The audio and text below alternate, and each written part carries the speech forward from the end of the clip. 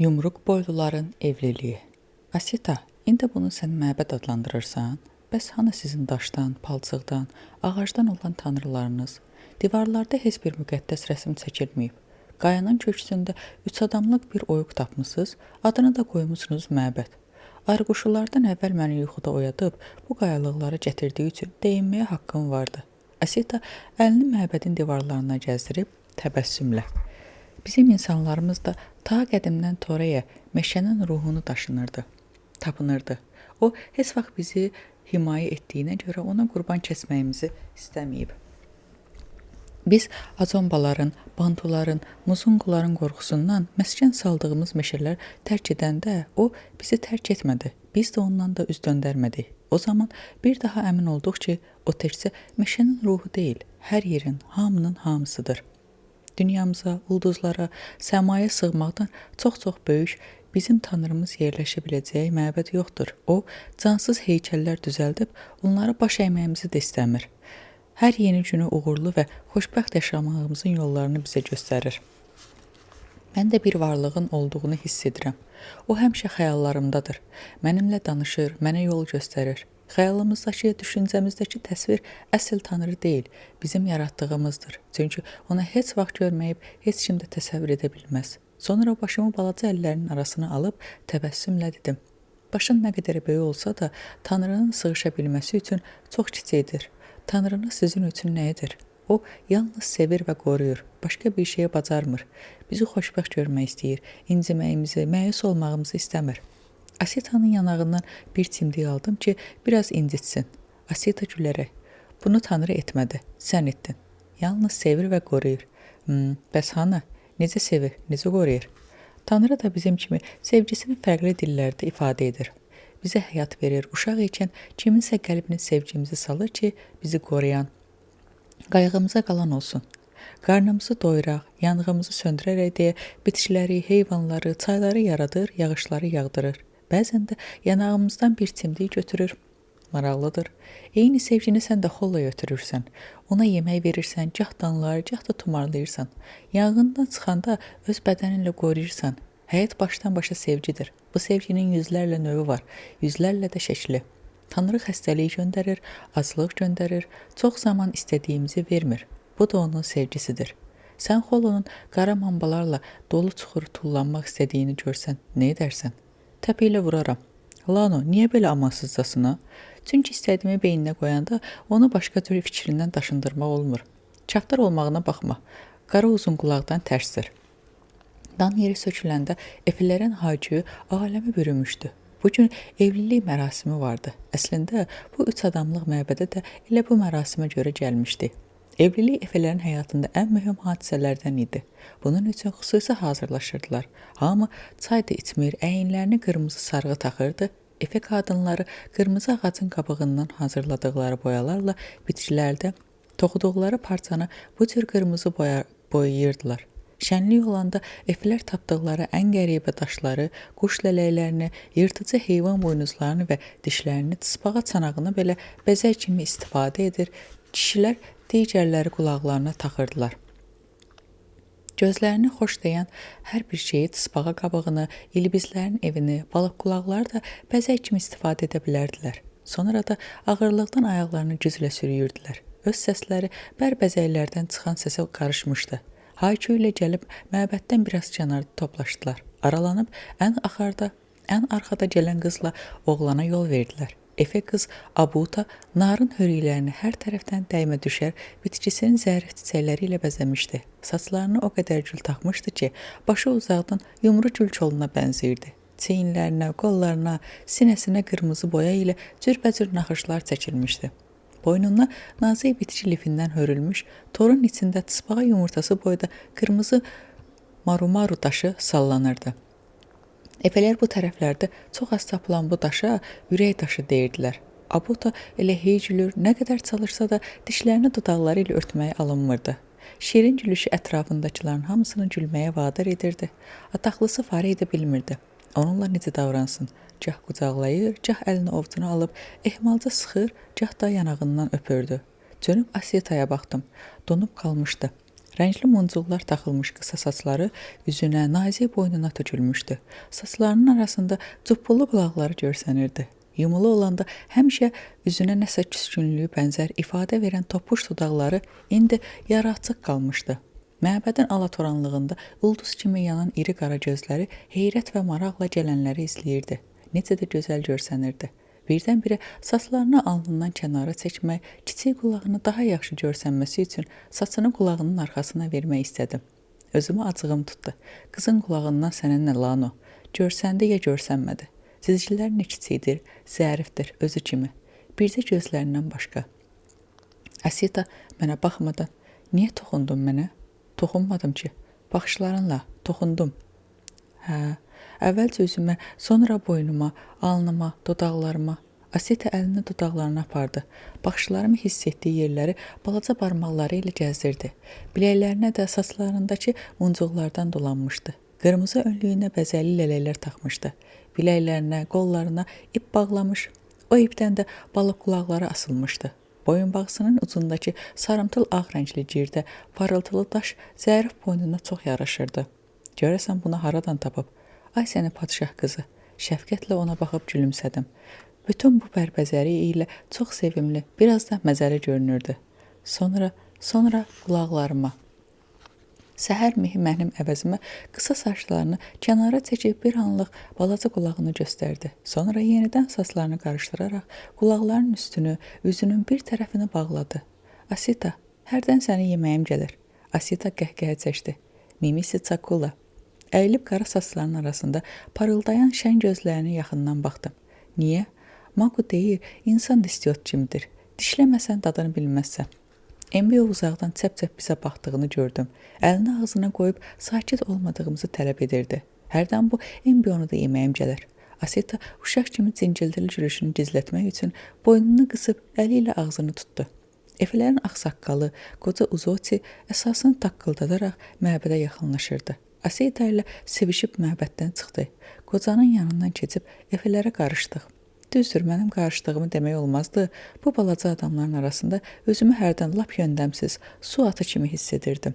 Büzüşüb çox da gözə girməməyə çalışırdım. Dedebi başına toplaşmış uşaqlardan ayrılıb bizə tərəf gəldi. Həmişəki kimi mənə fikir verməyib Asitaya sığındı. Bükülüb başını Asitanın çiyninə qoydu. Asita onun pırtlaşıq saçlarını tumarlayıb səliqəyə saldı. Başı ilə Uzotini göstərib barmağını dodağına qoydu. Dedebi səssiz durmalı olduğunu anladı. Əllərini ağzına sıxıb əyilərək uşaqların yanına qaçdı. Qoca Uzotinin uzun, ağ saçları, digər keçisinin saqqalına bənzəyən nazik saqqalı rəngli liflərlə hörülmüşdü. Asita onun cavanlıqda ən mahiri ovçulardan olduğunu demişdi.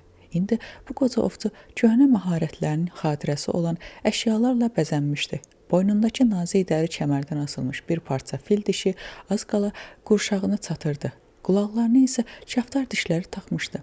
Çiynindən sallanan tükləri, yeyilmiş xallı bəbir dərisi arxadan az qala topuğuna qədər uzanırdı.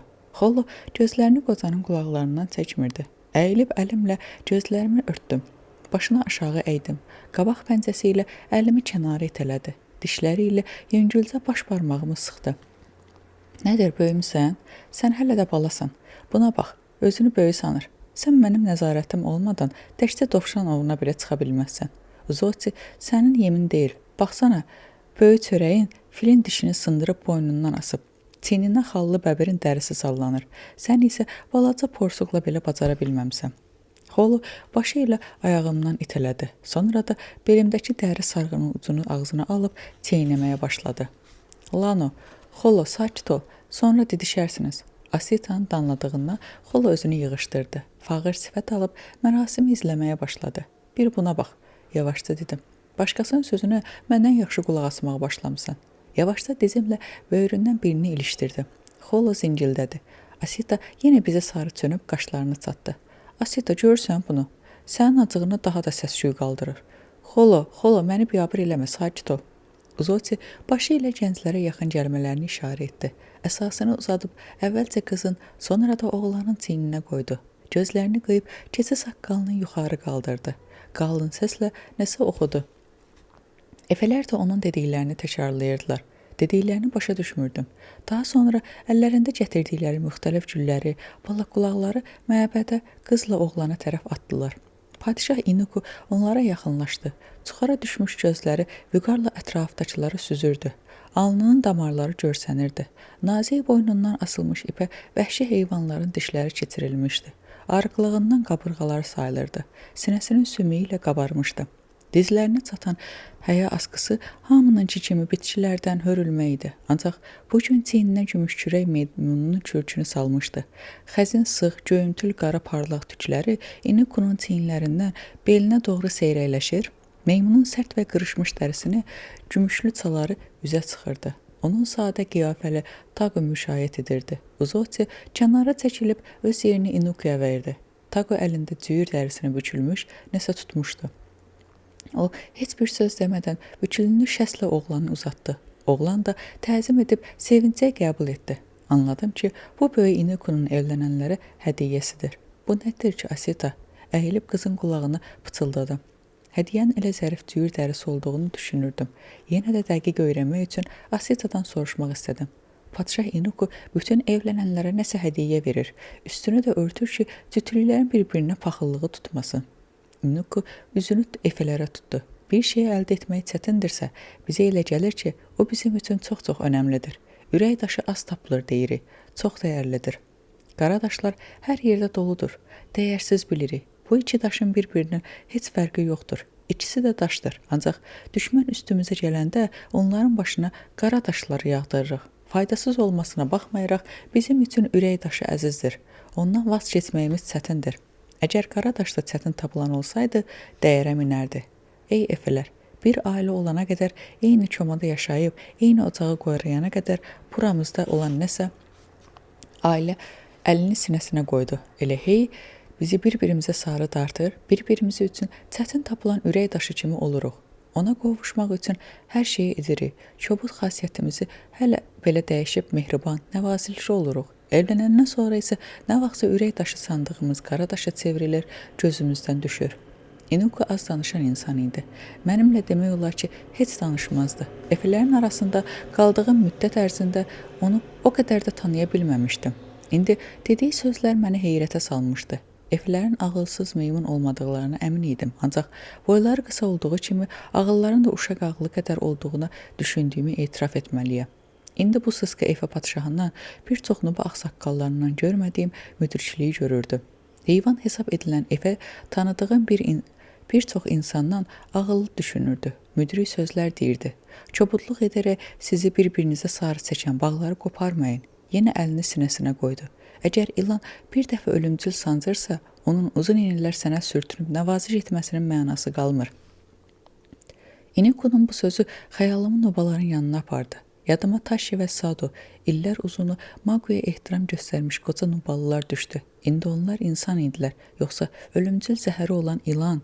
Mən buralara gəlməsəydim, bu düşüncələri tanımayacaqdım. Ağlıma da bu tür qəribə suallar gəlməyəcəkdi. Sualların artdıqca görürdüm ki, mənim əslində bilmədiyim çox şey vardı. Bəlkə də buna görə də bu müdrik padişah İnuku az danışır, düşünür ki, az bilir. Sonra İnuku qəribə ahənglə nəsə bir dua oxudu. Bu dua gənclərin artıq evli sayıldıqlarını bildirirmiş. Efələrin dilini tam öyrəndiyimi düşünürdüm, ancaq onun nə dediyini yaxşı anlamadım. Bəlkə də Efələrin qədim dillərindən olan bir xeyir dua idi. Gənclər baş əydilər, mərasim bitdi. Qız oğlanın əlini qırmızı boya ilə naxışlar çəkilmiş totuq əllərinin arasına aldı. Ovcundan öpdü və ürəyinin üzərinə qoydu. Nəfəs dərmədən izləyən Efələrin qışqırığı aləmi bürüdü. Ətrafda dağ-daş bu uğultudan titrədi. Asita da həyəcanla qışqırır, nəsə deyirdi. Səs-küydən heç nə başa düşmürdüm. Nə baş verdi axı? Asita qolumdan dartdı, əyildim. Ağzını qulağıma yapışdırıb qışqırdı. Abuto onu seçdi. Çaşbaş qaldım. Gəlini deyirəm, Abutonu. Nə? Seçdi? Məgər bu məlum deyildi ki, məbədə evlənməyə gəliblərsə, seçib ki, gəliblərdi. Yox, evlənmək ayrı, seçmək ayrıdır. Qız hər evləndiyini seçmir, ən azından evliliyin günü. Efələr sakitləşdilər, irəli çıxıb, gəncləri təbrik edib, nəsə deyir, əlləri ilə onların çiyninə, saçına, alnına toxunurdular. Asita, bir də görüm nə baş verdi. Bizim tayfanın adətinə görə qız həyatında yalnız bir nəfərin əlini öpə bilər. qəlbini və həyatını tamlığı ilə əmanət etdiyi oğlanın. Bəzən evlənirlər, ancaq əlindən öpmürlər. Bu o deməkdir ki, hələ gözü bağlı inanmağa hazır deyil. Bəlkə nə zamansa olsun. Gülümsəyib dedi. Onda sən də kiminsə əlini öpəcəksən? Asita mənə təəccüblə baxdı. Mən? Kiməsə həyatımı və qəlbimi təslim edim? Yox, Lano, bu iş mənlik deyil. Belə birisi dünyaya gəlməyib. Yaxşı, gəl gedək. İndi kənddə böyük mərasim olacaq. Aka mərasimi. Kəndin ortasında mühüm toplantıların, mərasimlərin baş tutduğu geniş talvar vardı. Talvarı kənarlarında qəribə əyri budaqları olan 4 ağacın bitdiyi bir meydanın başında tikmişdilər. Bu meydanda uşaqlar oynayar, kəndin cavanları toplaşıb öz güclərini sınayar, bütün kənd cəmaatı uğurlu ovdan sonra şam edər və şənlik keçirərdilər. Bəzən də Tago mühüm xəbərləri çatdırmaq üçün hamını buraya toplayardı. Bu gün yeni evlənənlərin şərəfinə bütün kənd cəmaatı meydanda toplaşmışdı. Bəylə gəlini talvarın altına qoyulmuş nəhəng kötüklərin üstündə əyləşdirdilər. Didə bir topa uşaqla talvarın ətrafına fırlanırdı.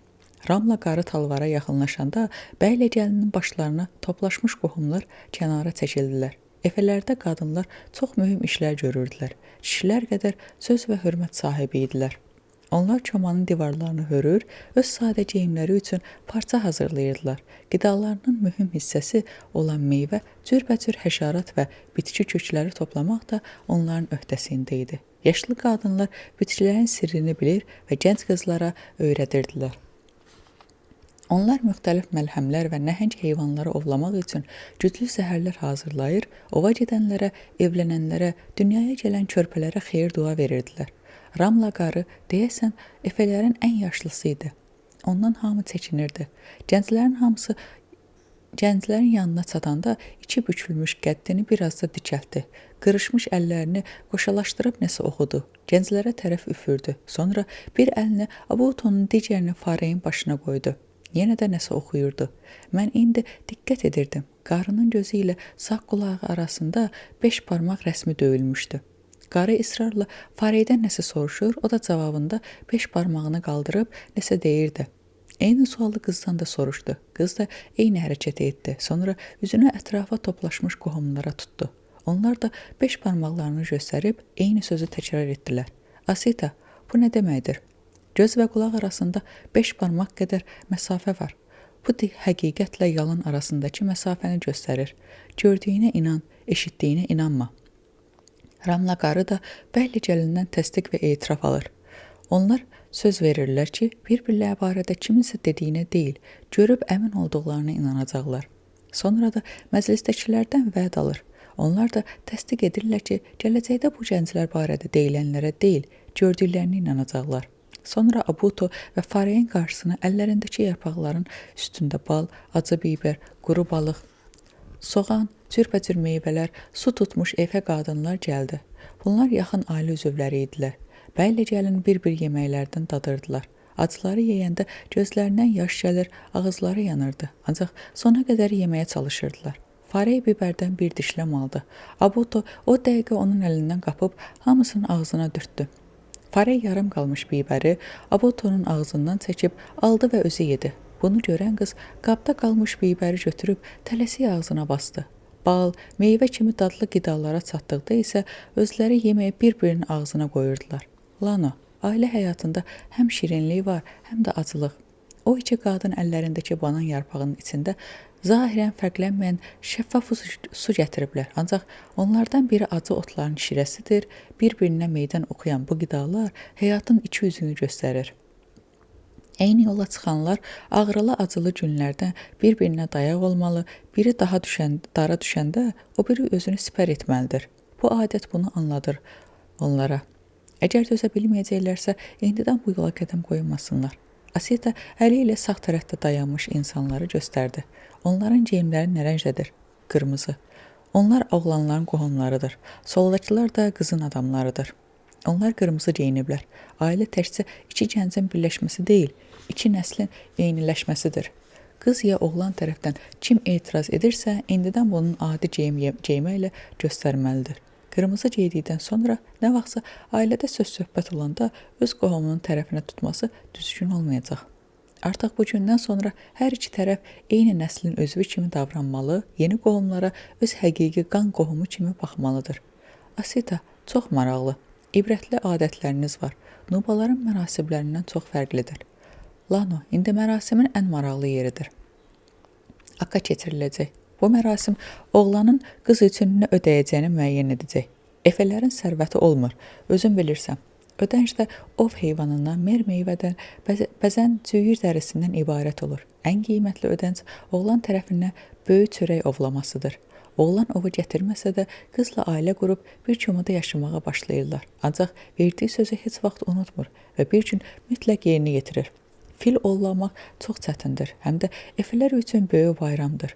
Çünki bir neçə gün bu doyunca ət yeyirik. O günlərdə nə ova, nə balığa, nə də mermeyvə dalınca meşəyə gedirik. Filin dişləri də sonra bantularla dəyişib nizə üçün odluq almaq olur. İndi Aka üçün bir nəfəri fareyin atası, bir nəfəri də Abutonun atası dəvət edəcək. Onlar bir-biri ilə yarışacaqlar. Qız tərəf utsa, ödənci qızın atası təyin edir. Oğlan tərəf utsa, öz ürəyi istəyən hədiyyəni gətirəcək. Hər halda böyütdükləri qızın onunla evlənməsinə razı olduqları üçün oğlan mütləq nəsə ödəyir. Abuto ilə fareyin atası kişilərdən ayrılıb ocaq başındakı qadınlara yaxınlaşdılar. Hər ikisinə içində mermeyvə, gözdə bitmiş göbələklərdən, bitki köklərindən hazırlanmış yemək olan iri yarpaqlar verildi. Onlar da əllərində yarpaqla Embionun tayfanın ən güclü döyüşçüsünün yanına gəlib yeməyə onu uzatdılar. Embio hər ikisini gözaltı süzdü. Sonra qızın atasının qabında bir sıxma yemək götürüb yedi. Bu onların tərəfindən vuruşacağını göstərirdi. Fareyin atası dilxor olmuşdu. Peşman halda başqa bir döyüşçüyə yaxınlaşdı. O da qəbul etmədi. Daha sonra da kimə yaxınlaşdısa rədd cavabı aldı. Heç kəs Embio ilə üzləşmək istəmirdi. Bu vaxt Asita ayağa qalxdı və yaxınlaşıb oğlanın atasının əlindən yarpağı aldı. İçindəki gilə meyvələrini ovucuna götürüb ağzına yaxınlaşdıranda padşah Iniku uca səslə dedi: "Asita, qoy yerinə. Qızlar Akata yarışa bilməzlər." Asita əlini saxlayıb atasına baxdı. Embio tez dilləndi: "Hörmətli Iniku, icazə versəydiniz, gücünü sınayardı. Mən hazıram Asitanın istənilən şərti əsasında döyüşüm. Bir də ki, götürdüyün yeməyi geri qaytarmaq düzgün deyil. Yeməyə yalnız bir əl toxuna bilər." Qoca Uzoti başını tərpətdi. Yeməyə Asitanın əli dəydi. Daha başqa əl qabaqdan götürə bilməz. Adətimizə görə qaba yalnız bir insan əlini toxuna bilər. Mən ayağa qalxıb Asitaya yaxınlaşdım. Əyilib əlindəki gilə meyvəni yemək üçün ağzımı açdım. Asitanın iri gözləri qıyıldı. Gülərək əlində tutduğu gilə meyvədən ağzıma qoydu. İlk dəfə datdığım balaca qırmızı gilə meyvələri ehtiyatla çeynədim. Xüsusi bir dadı yox idi, amma yemək olardı. Təkrar ağzımı açdım. Qəribədir, bu dəfə gilə meyvələr şipşirin idi. Çox şirindir, Asita. Asita yenə balaca ovucunu doldurub mənə sarı uzatdı. Gözlə, əlimi yemə. Mən yeməli deyiləm. Bu dəfə gilə meyvəni yemək əvəzinə barmaqlarının ucunu yavaşca dişlədim. Asita hamının bizə baxdığını görüb əlinin ağrıdığını hiss etdirmədi. Dişlərimi daha möhkəm sıxdım. Asita həm gülməyə gəlir, həm də barmaqları incidirdi. İri gözləri yaşardı.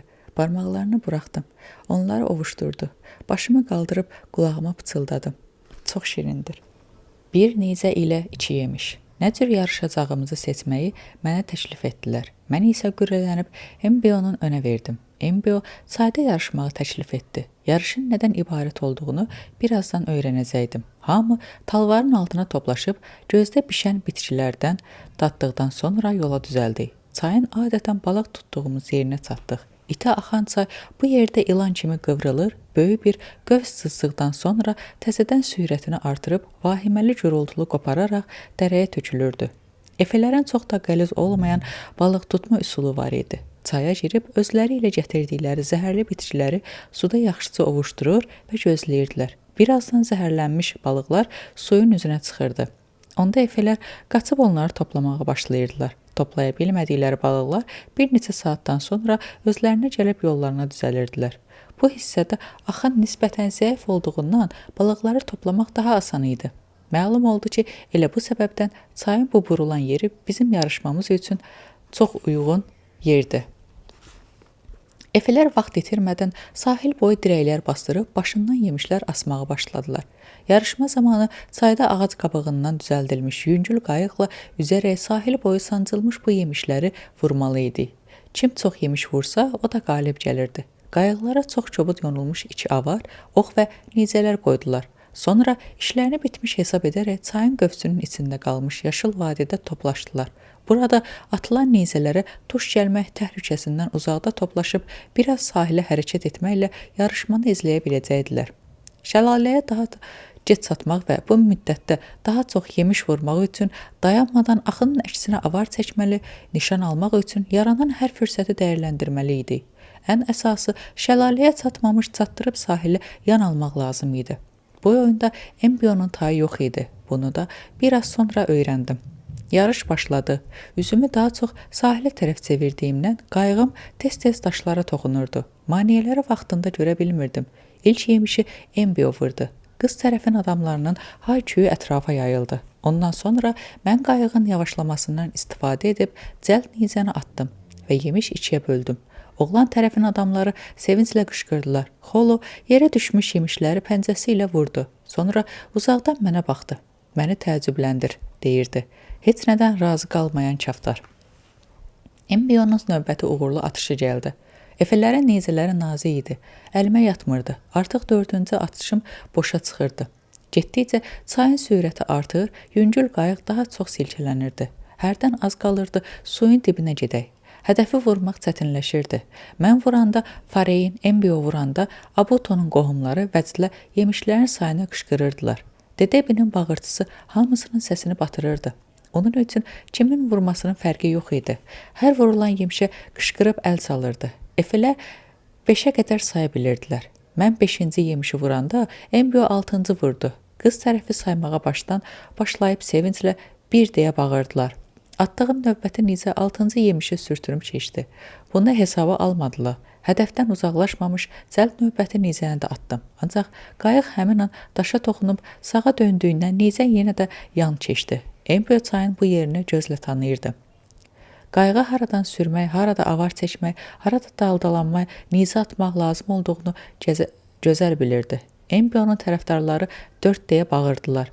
Bu 9 yemiş demək idi. Mənim də zərbəm hədəfə dəydi. Getdikcə şəlalənin gürültüsü daha yaxından eşidilirdi.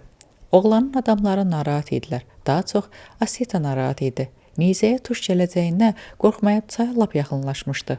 Bu narahatlıq fərqli idi. Mənə görə idi. Xolo sahil boyu dövrə vurur, mənim qayığımdan aralanmaq istəmirdi. Çevrilib qayığın üzdüyü tərəfə baxdım. Qarşıdakı iri çay daşından bir neçə addım sonra çayın səthi sakit və hamar idi. Cəld əlimə 2 nizə götürdüm. Ard-arda nişan alıb atdım. Hər ikisi dəydi. Bununla 8 yemişi vurmuş oldum. Embryo artıq təhlükəsiz yerləri keçmişdi. Köpüklənib şahə qalxan suların arası ilə sürətlə şəlaləyə doğru süşütüyürdü. Ard-arda atdığı oxları boşa gedirdi. Asitanın qışqırığı gəldi. Lano, sahilə çıx. Şəlaləyə çox yaxınlaşdım. Bunu eşidən embryo qəzəblə qışqırdı. Mən də bu qorxağa südəmər uşaqların yanına getməyə məsləhət görürəm.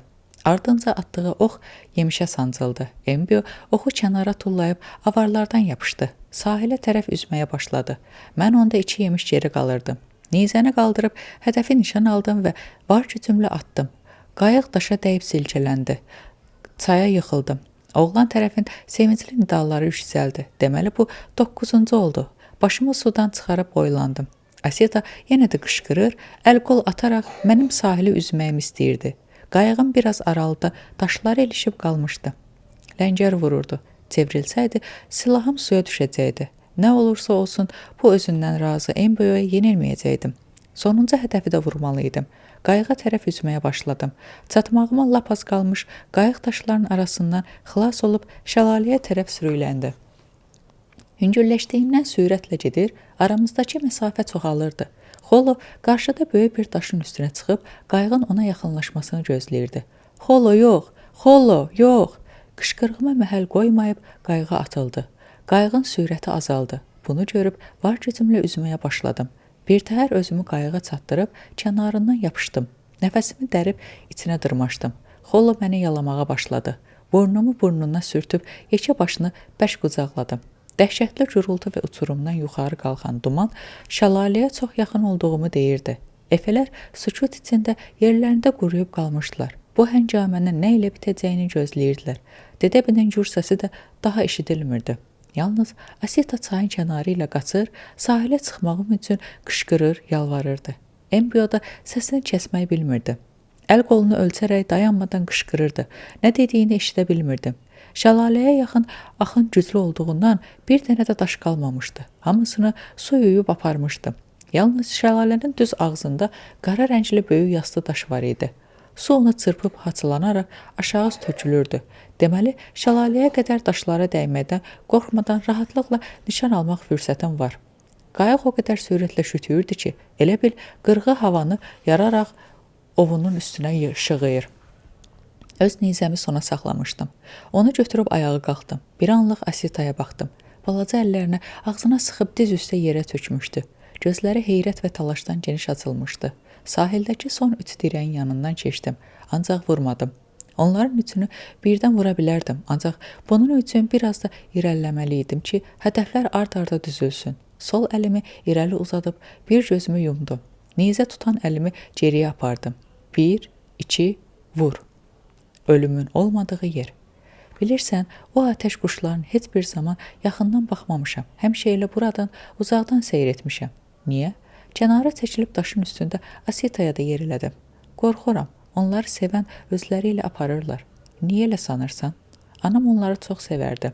Bütün heyvanlardan çox. Sevgidən zərər gəlməz. Ananım uzun qullar apardı. Atəş quşları deyir. İnsanlar çox vaxt nifrətlərin hədəfini yanlış seçirlər. Mən bütün canlıları sevirəm. Onlara necə nifrətim ola bilər? Bu atəş quşları çox sevimlidir, Asita. Bilirsən, Dedəbi onlara sevgi quşları deyir. Sevgi atəşdən yaranıb yəqin. Dedəbi bunu bilir. Asitanın yol çəkən qara gözlərinə baxdım. Bu gözlərin sahibi də bunu bilirdi. Mənə susmaq qalırdı. Sustum.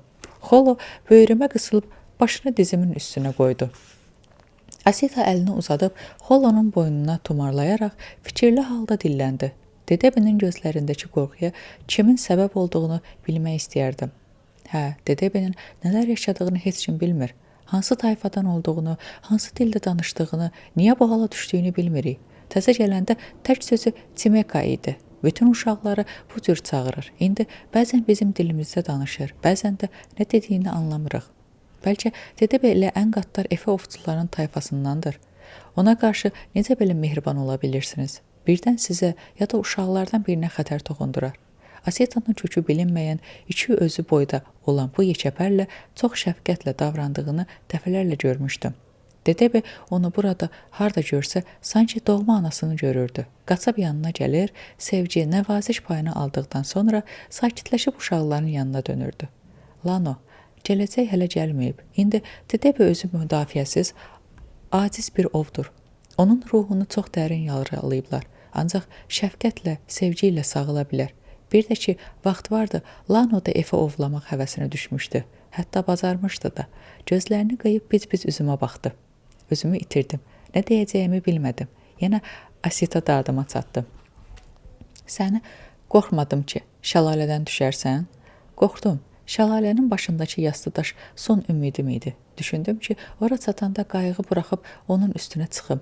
Bir oyunun bu qədər ciddi qəbul edib həyatını təhlükəyə atmağa nə gərək vardı? Xolonu düşünmədin? Bəs Abutonu? Yazıq qızın evlilik günündə. Yox, düşünmədim. Todo oldum. Todo kimdir? Asita nazik qaşlarını çatdı. Ateşin üzərinə torpaq töküb söndürürsən. Torpağın altından zəif ot közərtisi görünür. Amma daha bir şey yaramır. Bax o. Hə, Tondo. Tondodur o. Hər nəysə, axır ki ondan oldum. Qəzəblənəndə bəzən belə oluram. Qəzəbim ağlı söndürür. Heç nə düşünmürəm. Kəlləmin içində ağıl adında heç nə tərpənmir. Yəni, Tondo oluram. Şərəfi qorumaq üçün işin ağır nəticələrindən daha önəmli olur.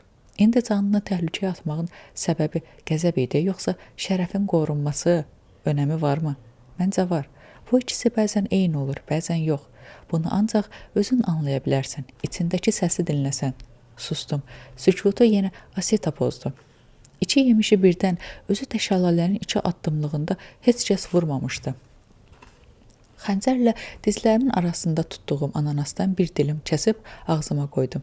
Mən üçünü hədəfləmişdim. İkisini vura bildim. Çox qorxdum, lap çox. O qədər dəyərliyəm. Biraz sustu. Sonra yenə özü dilləndi. Sən iki yemişi birdən vuranda hamı kimi embrioda əvvəlcə elə bildi ki, birini vurmusan. Sonra Faragil nizənin ikinci yemişi də paralayıb keçdiyini deyəndə o inanmadı. İrəli gəlib özü baxdı. Sonra yemişləri bir-bir saydı, dəfələrlə. Əmin olduqda onun üzünü görərdin. Dəlilər kimi bağırdı. Oğlan tərəfi də bir ağızdan bağırmağa başladılar, ancaq sevincdən. Asita çevrilib üzümə baxdı. Yadıma düşəndə dəli oluram. O, qorxu, vahimə hələ də canımdan çıxmayıb. Sən nizəni atandan sonra gözlərimi yumdum. Sənin uçuruma düşdüyünü sandım. Açığı, mən də çox qorxdum. Nizəmi atandan sonra güclə qayığa daşa tərəf yönələ bildim. Qayıq daşa çırpılanda Xolonu qamarlayıb özümü daşın üstünə atdığımı xatırlayıram. Ağrıdan gözlərim qaraldı. Dərindən nəfəs alanda hələ də qabırğalarım ağrıyır. Bir də efilər məni qurtarmaq üçün tor atanda onların hayküyünə özümə gəldim. Hə, səni daşın üstündə görəndə ürəyim yerinə gəldi. Ancaq tərpənmədiyini görəndə o qədər qorxdum ki, nə qədər qışqırırdıq, hay vermirdin. Sonra Xolonun sakitcə oturub gözlədiyini görəndə mən də biraz sakitləşdim. Efilər tor dalınca gedəndə Embio da onlarla getdi. Daha qayıtmadı. Neçə gündə komasından çıxmadı. Bu Embionun da ürəyi Asitaya yaman bağlanıb. Sənin yanında başqasını görmək istəmir. O sadəcə məni qorumaq istəyir. Embio həmişə yanımda olub. Lap uşaqlıqdan qayğıma qalıb. Xolo ağzını marçıldadaraq başını əstirdi. Özümü saxlaya bilməyib güldüm. Nəyə gülürsən? Asita maraqlandı. Heç, yaxşı da, de görüm. Mən ki, sənin tək kaftarların dilini bilmirəm. Xolo deyir ki, Embio özündən 20 yağış mövsümü kiçik qıza necə vurula bilər? Deyir, gedib tayını tapsın. Buna bax, Embio o qədər də yaşlı deyil. Məndən uzaq başı 5 yağış mövsümü böyük olar. Qəhqəhə çəkdim. Xolonun üzünün dərisi sallandı. Bütün hallarını tanıyırdım. Birinci dəfə idi ki, onu bu cür görürdüm. Nə olub? İndi də deyir ki, Embio fərasətə bax. Hamını necə də aldadıb. Xolo fınxırdı. Ayağını dişləməyə başladı. Onu əlimlə kənara itilədim. Nədir? Sözlərini Asitaya dediyimə görə narahat oldun? Deyəndə düşünərdin. Xolo eşitməsin deyə əyilib yavaşca qulağına pıçıldadım. Səni düşündüm. Necə? Nizəni atanda səni düşündüm. Asita sustu. Uzaqlarda atəş quşlarının rəqsini seyr edirdi. Gör necə rəqs edirlər. Möhtəşəmdir. İnsanı dünyadan alıb aparırlar. Uzaqlara, çox uzaqlara. Heç kəsin olmadığı, şərin, qorxunun yox olduğu, yalnız aramlığın, hüzurun hökm sürdüyü yerlərə. Ölümün də olmadığı yerə. Mauqiyə görə isə ölüm böyük safariyə çıxmaqdır. Həyatın ən maraqlı, ən həyəcanlı macərası deyərdi ki, ölümü çox sevir. Bu sevgi onu qorxmaz və güclü edir. Ən çox sevdiyi tanrı da ölüm tanrısıdır. Ləpirçilərin, ovçuların, döyüşçülərin tanrısı. O, anamı məndən aldı. Ayrılıq salan bir şeyi necə sevim. Hər kəsin öz tanrısı vardı. Maqunun, Dedebinin, Asitanın, Taşinin, bəlkə tanrı birdir, ancaq hər kəsin gözünü fərqli simada görünür. Nə deyəcəyimi, onu necə təsəlli edəcəyimi bilmirdim. Mən istəməzdim belə olsun. Mən də heç kim istəməzdi. Ayrılıq müvəqqətidir. Nə vaxtsa ruhlarımız qovuşacaq. Asita əlinin çənəsinə dayayıb, altdan yuxarı matdım-matdım mənə baxırdı. Nəzərlərimiz toqquşanda gözlərini qaçırdı. Sözlü adam oxşayırsan Asita. Ancaq demə ki, mənim göy yaşıl gözlərim səni də qorxudur. Lano, çəkinə-çəkinə dilləndi. Bilirsən, biz əfsanələrə çox da inanmarıq. Ancaq mən uşaq olanda babam danışardı ki, gün gələcək, əcəlsiz ölümlər dünyanı bürüyəndə ölüm tanrısı çox narahat olacaq. O, öz övladını insanların arasına göndərəcək. Övladı bütün alkebulanı şərdən təmizləyəcək. Günahsız insanları xilas edəcək. Mən hər gecə gözlərimi yumamış o xilaskarın gəlib anamı muzunqulardan qurtaracağı günü xəyal edərdim. Babam deyirdi, o hamının dilini biləcək, ancaq heç birimizə bənzəməyəcək. Bu gözü göy, bir gözü də yaşıl olacaq. Yanında da Asita sözünü tamamlamayıb Xoloya baxdı. Gülməyim gəlsə də özümü tox tutmağa çalışdım. Mən heç tanrı övladına oxşayıram. Hər şey təsadüfən bunu tapmağımla başladı. Əlimlə Xolonu göstərdim. Lano, o yerə istəmədən getmiş isə deməli istəyərək aparan var. Öz-özünə heç nə olmur. Qarşılıqlı belə yuvasından boş yerə çıxmır. Onda Xolo mənə minnətdar olmalı deyil. Bizi kimsə yönəldirsə, edilən yaxşılıqlara görə təşəkkür etməyə yer qalmır axı. Birinci təşəkkür təbiətə olunmalıdır. Ətrafımızdakıları bizə verdiyinə görə, sevməyi öyrətdiyinə, sevilməyə layiq adamları yaratdığına görə. Bundan sonra isə sənə yardımı dəymiş insanlara, bitkilərə, heyvanlara, dağlara, bu başımızın üstündəki günəşə də təşəkkür etməliyik. Uzun sarı saçlarını gözümüzə tökdüyünə görə. Lap Maqu kimi danışırsan, ağıllı-ağıllı. Maqu üçün darıxırsan. Niyə belə dedi ki? Sual edici nəzərlərlə ona baxdım. Ondan tez-tez danışırsan. Adını çəkən kimi əhvalın düzəlir, canlanırsan. Mənim ondan başqa heç kəsim yoxdur. Mən indi anladım. Darıxmaq elə sevginin bir başqa adıdır. Bu ikisi bir-birindən ayrılmır. Uzaq olsan da, yaxın olsan da, sevdiyin üçün, doğmaların üçün darıxırsan. Yanında olan biri üçün necə darıxa bilərsən axı? Təbəssüm etdim. İndi yəqin Maqu da sənin üçün çox darıxıb. Niyə öz tayfanın yanına qayıtmırsan? Efələr sənə mane olmurlar. Yaraların da çoxdan sağalıb. Nə deyəcəyimi bilmədim. Nə qədər gəzib dolaşmışam. Məni bu kənddə necə gətirdiyini hələ də tapa bilməmişəm. Qəribədir. Bu kənddən necə geri qayıdacağımı bilmirəm. Efələrdə tilsimli nəsə var. İkimiz də bilirik ki, istəsəydin, indiyədək yolu çoxdan tapardım. Mən Maqunun nubaların yanına əliboş qayıda bilmərəm. Artıq əli dolu da qayıda bilmərəm. Bacarmaram. Maqunun həyatına ancaq qəm-qüssə, sıxıntı gətirdim. Odur ki, heç qayıtmasam yaxşıdır. Qoy ömrümün sonlarını öz tayfası ilə aramlıq içində başa vursun. Lano, heç adam öldürmüsən? Yox, heç vaxt öldürməyəcəm. Əməllərimiz canlıdır, nəfəs alır. İnsan öldürmək, qayadan düşənə əl uzatmaq, can verən kaftarın balasını qurtarmaq, ov etmək, boğulanı xilas etmək. Bütün bu əməllər öz sahibinə bəzən güc verir, bəzən də onun gücünü alır. Adım öldürərsən, ölən insan sənin gücündən, taleyindən ən möhtəşəm gözəllikləri alıb aparar. Vatanı xilas edərsən, səni öz gücündən verər, taleyinə gözəlliklər üfürər. Hər hadisədən sonra sən dəyişərsən, başqa insan olarsan. Bu dəfə də qarşına fərqli hadisələr çıxır. Xolonun dilini necə anlayırsan? Hiss edirəm sadəcə. Buna da səbəb sevgidir, Asita. Xolo səni çox sevir, hər sözünə qulaq asır. İstəsən, sən də onu anlaya bilərsən. Gözlərini qıyıb baxdı. Qısqanırsan? Düzə əvvəl qısqanırdım, indi isə yox. Nə dəyişdi? Mən dəyişdim. Asita körpə uşaq kimi gülümsədi. Bu təbəssüm ona o qədər yaraşırdı ki, özü də həmişə qəfildən beləcə gülümsəyirdi. Sanki yerdən bir əl uzanıb ayın üzünü örtmüş, qara buludları bir anın içində kənara sıyırırdı. Bu təbəssüm tuş gəldinsə, ciddi qalmaq mümkün deyildi. Gərək sən də gülümsəyəydin. Asita yanıma, qayının üstünə qoyduğum balaca taxta meymununa əl aldı.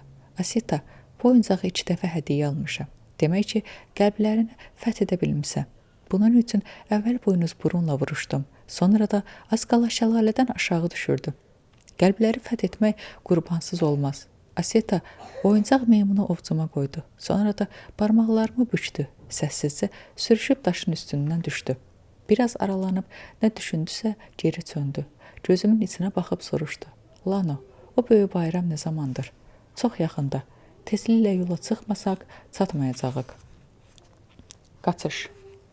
Gecədən xeyli keçmişdi. Asita ilə danışdığımız kimi kəndin girişindən biraz aralı, qayalıqda onu gözləyirdim. Xeyli vaxt idi, səs-səmir yox idi.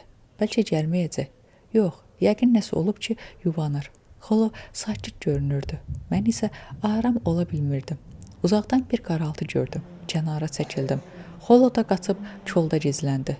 Birdən arxadan belimə iti bir şeyin dirəndiyini hiss etdim. Asita, çox heyrətləndirdin məni. Necə keçdin arxama? Bu yerləri çox gözəl tanıyıram. Bir də ki, adi yolla gəlmə təhlükəli olardı. Mütləq kimsə görərdi. Bəs sən haradan bildin ki, mənəm? Mən səni qoxundan tanıdım. Lano, gör sənə nə gətirmişəm. Əlindəki örtüyü açıb mənə uzatdı. Qaranlıqda güclə seçdim. Qara bəbirin dərisi. Onu itirəndən içimdə bir sıxıntı vardı. Elə bilirdim ki, bir də Maqunu görə bilməyəcəm. İndi lap Maqunu görmüş kimi sevindim. Asita, bu səndə haradandır? İndiyəcən niyə gizlədirdin? Dərini qamarlayıb sinəmə sıxdım. Asita necə sevinməyimə baxıb bic-bic gülürdü. Bunu hamıdan gizlətmişdim. İstəyirdim ki, bizdən ayrılanda sənə verib sevindirim. Çox sevindim. və bir dərisini büküb torbama qoydum. Qabağa düşüb getmək istəyirdim ki, Asita qolumdan tutdu. Lano, mən səni daha kəsə olan gizli yollara aparacağam. Biz bu yolu düşmənlərdən qaçmaq üçün saxlamışıq. Qayanın arxasına keçəndə hənirti eşitdik. Yerimizdən donub qaldıq. Dedebinin hayküyünü eşidəndə ürəyim yerinə gəldi. Sakit ol, Dedebe, bütün gəndəyi başımıza yığacaqsan. Mənə fikir verməyib Asitanın qucağına sığındı. Dilinin altında mızıldanmağa başladı. Asita balaca əli ilə onun başını tumarlayır, pıçıltı ilə ürək-dirək verirdi. Darıxma, Dedebe, biz tez qayıdacağıq. Dedebe Asitanın əlini ovcuna alıb gözünə yapışdırdı. Beləcə hərəkətsiz qaldı. Sonra ayağa qalxdı. Ayaqlarını sürüyərək çıxıb getdi. Yanımdan keçəndə ayaq saxlayıb diqqətlə gözlərimin içinə baxdı. Bu baxışlarda Tafarini tanıdım. Asita sivişib qayanın altından dar bir dəliyə girdi. Qatı zülmətə bürünmüş dar bir lağımla bir xeyli getdik. Bəzən sürünərək irəliləməli olurduq. Nəhayət geniş bir yerə çıxdıq. Mağaranın içində geniş bir yeraltı çay axırdı. Sarmaşıqlı sahildəki daşa bağlanmış balaca qayıq sakit suların üstündə asta-asta ləngər vururdu. Asita hər şeyin tədarükünü görmüşdü. Qayığa birinci xolo tullandı. Sonra biz mindik. Avar çəkməyə başladım. Yol boyu Asita narahat idi, danışmırdı. Yəqin ki, atasından, doğma kəndindən ayrılmaq ona ağır gəlirdi. Ayrılığın nə olduğunu bilirdim. Qarşıda bizi nə gözlədiyini bilmirdi. Səssizliyə toxunmağa cəsarət etmirdim. Özünün danışmasını gözləyirdim. Bir xeyli mağaranın içi ilə qayıqla getdi. Nəhayət qarşıdan işıq gəldi. Yeraltı yolunun sonu göründü. Qayığımız açıq havaya çıxdı. Dan yeri sökülürdü. Asita qayıqda yuxuya getmişdi. Sübhün şəfəqləri yumulu gözlərini oxşadı, oyandı. Çayın də qollarını üzərimizə sallamış seyrək ağacların arasından keçirdi. Sahil sübh tezdən su içmək üçün toplaşmış heyvanlarla dolu idi. Quşların səsi bir-birinə qarışmışdı. Asita bu gözəlliyi duymurdu, fikirli idi. Asita, nədir Lano, necəsən? Gözlərini süzdürüb çiynini çəkdi, hüzünlü halda gülümsədi. Belə də, narahatsan, mən də narahat oluram, dillənmədi. Peşmansan? Yox, deyiləm. Sənə çox güvənirəm. Sən məni əsir tutanda belə qəlbimdə bir aramlıq var idi. O gündən bu günə kimi səni tanıdığıma, kəndimizə gətirdiyimə bir an belə peşman olmadım. Səndə cəsarət görmüşəm. Səndə əsl ləpirçi, iradəli ovçu ruhu var. İnanıram ki, tayfamın həyatını dəyişəcəksən. Mən də səni ilk dəfə görəndə qəribə bir hiss keçirdim. Özümdə nə hiss etdiyimi anlamadım. Yəqin məni yemək istəyirdin. Hə, indi səni yeməyimə heç kəs mane ola bilməz. Haradan yeməyə başlayacaqsan? Asita təbəssüm etdim. Düşünmədən dedim, ürəyindən. Niyə ürəyimdən? Çünki sənin qəlbin çox böyüdür. Onu yesəm, bir də heç vaxt acmaram. Çox zərifdir, rahat yeyərəm. Çox şirindir. Bal arxasınca hündür ağaclara dırmaşmağıma ehtiyac qalmaz. Çox sərindir. Qəlbimin yanğısını söndürər. Elə buna görə çox qarınqulusan. Bir də istəyirəm, qəlbin yalnız mənim olsun. Olsun, sənə çox ehtiyacım var, Lano. Bilmirəm niyə. Heç vaxt belə olmamışam. Nə kəndimizə muzunqullar hücum edəndə, nə digər tayfaların həmləsinə məruz qalanda. Ən çarəsiz anlarda heç vaxt belə bir ehtiyac hiss etməmişəm. Səbəbsiz bir ehtiyac. Mən nə idim? Nə etmək istəyirsən ki? Bilmirəm. Soruşuram sənə necə kömək edim. Heç nə istəmirəm. Sadəcə uzaqlaşma. Bilim ki, yaxındasan, yanımdasan. Uzaqlaşıram ki? Yox, sən həmişə kənddə o qayanın başında əyləşəndə istəyirdim gəlib oturum yanında. Arada özümə deyirəm, tutaq ki, getdin oturdun yanında. Ağlın artacaq, hirslənirəm, deyinirəm, özümü tələyə düşmüş kimi hiss edirəm. Hə, qarşılaşdığımız gün sənə qurduğum tələyə özüm düşdüm. Dalaşıram özümlə. Sonra yenə məğlub oluram. Bu bir tilsimdir, yoxsa adam niyə bu cür hiss etsin ki? Vuruşma. Özü ilə vuruşan həmişə məğlubdur. Aram ol, istəyinə etiraz etmə, deyinmə. Mən gözücü Xolaya baxdım. Qabaq pəncələrini cütləyib başını onların üstünə qoymuşdu. Gözləri yumulu idi. Yavaşca dedim.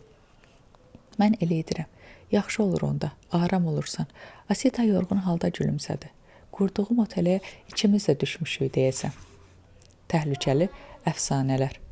Yerimdə qurcalandım. Yorğun budağın üzərinə enli yarpaqlar düzmüşdüm. Yenə də çox sərt idi. Biraz da yarpaq dərib kürəyimin altına qoydum. Sonra Asitanın etdiyi kimi özümü sarmaşıqla ağaca bağladım ki, yatanda yıxılmayım.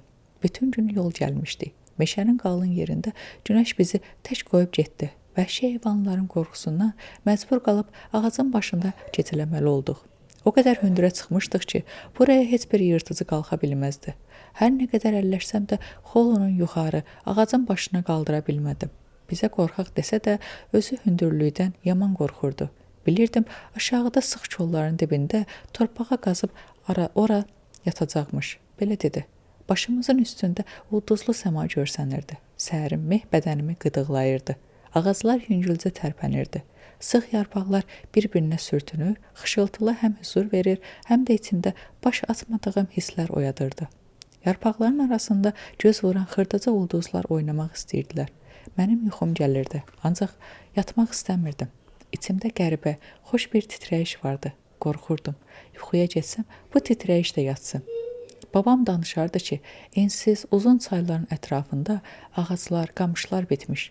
Dumduru suyunda xırdaca balıqlar üzən göllərin məkanı Tibuku vadisinin durnalarla olan amansız müharibədən sonra biz efelər Alkebulan torpaqlarına köç etmişik. Bu yerlərə ilk gəlmiş tayfa olduğumuza görə ən böyük torpaqların sahibi də biz idi. O vaxtlar meşələrdə yox, geniş düzənliklərdə, vadilərdə yaşayırdıq. Ağacların başında yox, yerdə ov edirdik. Bədənimizi rəngləyərək quş, heyvan cildinə girə bilməzdi. Əcdadlarımız oralarda çox asudə yaşayırdılar. Ta o vaxta qədər ki, o yerlərə digər tayfalar gəlməyə başladılar. Torpaqda çox geniş olduğundan onlarla bölüşdük. Bundan narahat olmadıq.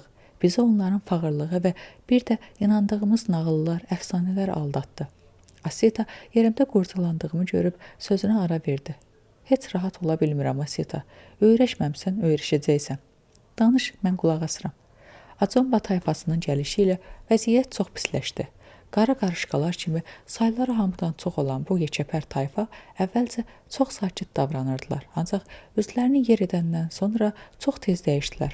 Onlar hamını öz əfsanələrini inandırmağa çalışırdılar. Qəribədir ki, onların əfsanələrinə görə yağış tanrısı Dogni bol məhsulu və mal-qaranı güya ki, ilk yaradılmış Acomba tayfasına vermişdi. Ona görə də Acombalar əkinə və mal-qaraya sahib olan tayfaları oğru hesab edirdilər. Bu da o tayfalara hücum etmək üçün yaxşı bəhanə idi. Onlar sadəcə özlərinə aid olan qaytarmaq istəyirdilər. Acombalar bütün əkin yerlərini, mal-qarını əlimizdən aldılar. Sonra hərsilləri artmağa başladı, doymurdular. Hər şeyi ələ keçirmək istəyirdilər. Nədənsə bir zamanlar bütün tayfalara yetən bol məhsul və mal-qara ov heyvanları indi tək Acombalara yetmirdi. Onlar da başladılar efeləri ovlamağa. Bunun üçün Acombalara səbəb lazım idi. Bahanələri çox sadə idi. Efeləri insan deyil, ovlamaq üçün yaradılmış canlı elan etdilər. İlk efeni yeyən Acombalar olub. Ondan sonra digər tayfalar da bizi ovlamağa başladılar. Beləliklə, eflər meşələrə çəkilib ağacların başında məskən saldılar. Nə əkinləri, nə mal-qaraları, nə də başqa sərvətləri qaldı. Cəngəllik qanunlarına tabe olub bir doyumluq yemək üçün yaşamağa başladılar. Getdikcə bütün bacardıqlarını unutdular. Hətta od üçün, silah üçün belə başqalarına möhtac oldular. Deyirlər, efələr də lap əvvəllər uzun boylu olublar. Ancaq meşə həyatına uyğunlaşdıqca boylar da kiçilib, yumruq boyda qalıb. Asita, istəmirəm ağacların təpəsində yaşamağa öyrəşim. Budağın üzərinə sərdiyim yarpaqları yerə tökdüm. Qoy ağacda yatmaq həmişə mənə narahatlıq gətirsin. Həmişə aşağı düşüb torpaqda yaşamağa can atım. Haqlısan. Asita da altına düzdüyü yarpaqları aşağı atdı. Qoy mənim də belim ağrısın. Yuxarıda yerdəki kimi rahat olmayım. Bir müddət səssizcə göydəki ulduzları seyr etdi. Asita mənə sarı çöndü. Lano.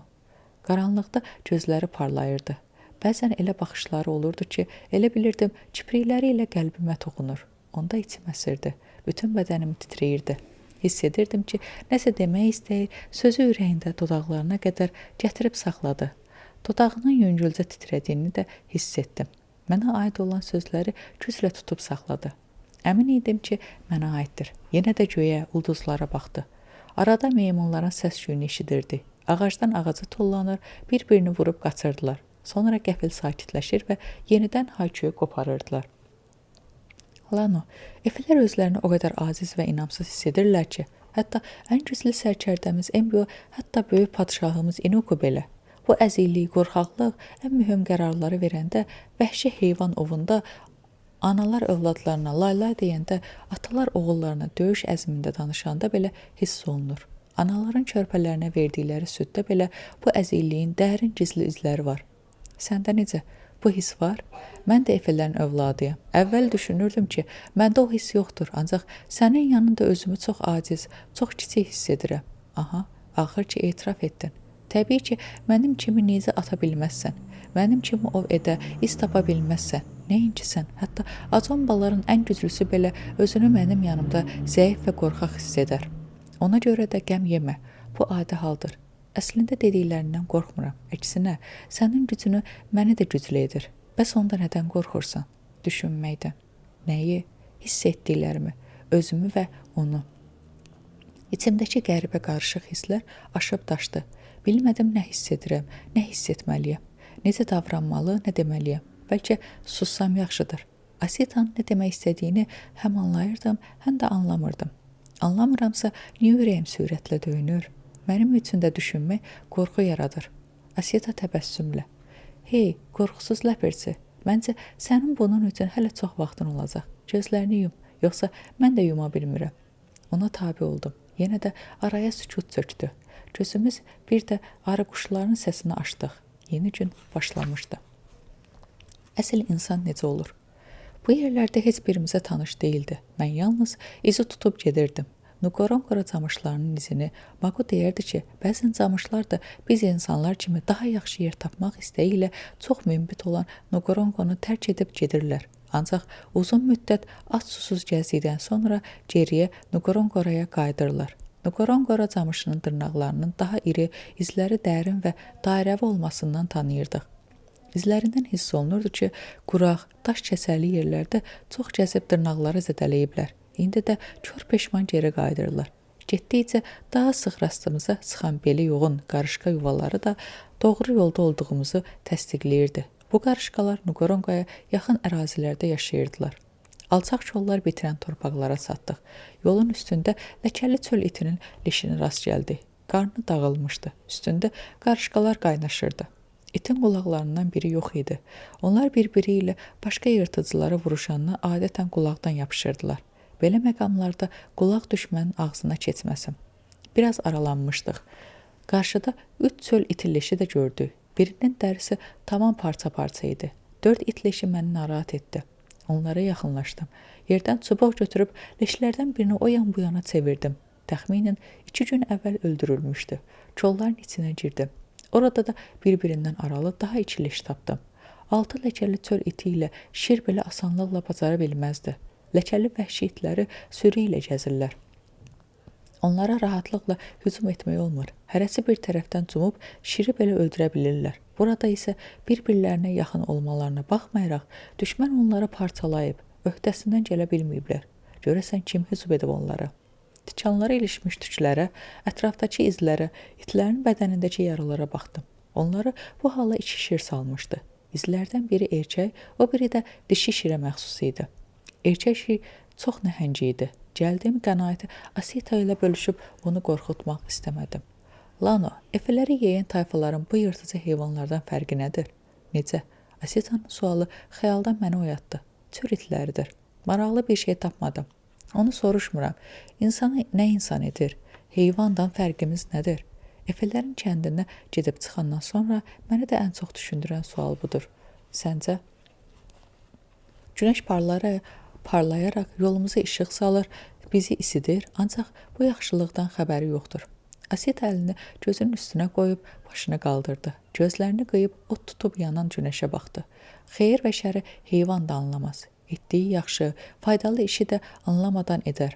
Bal arısı kimi. Heç bilməz ki, biz efələr balını çox sevirik. Yaralarımızı onunla sağaldırıq. Ancaq insan belə deyil. Nə etdiyini, nə üçün etdiyini anlayır. Pisi yaxşıdan seçir. Pislik edəndə də bilərək edir. Yaxşılığı da anlamadan etməz. Heç nəyə məcbur deyil. Bir də insanlarda düşünmək var. Beynimizdə hər an çoxlu sayda fikirlər gəlir. Keçmişimizə, gələcəyimizə aid yaxınlarımızın taleyini düşünürük. Heyvanlar səncə düşünmür?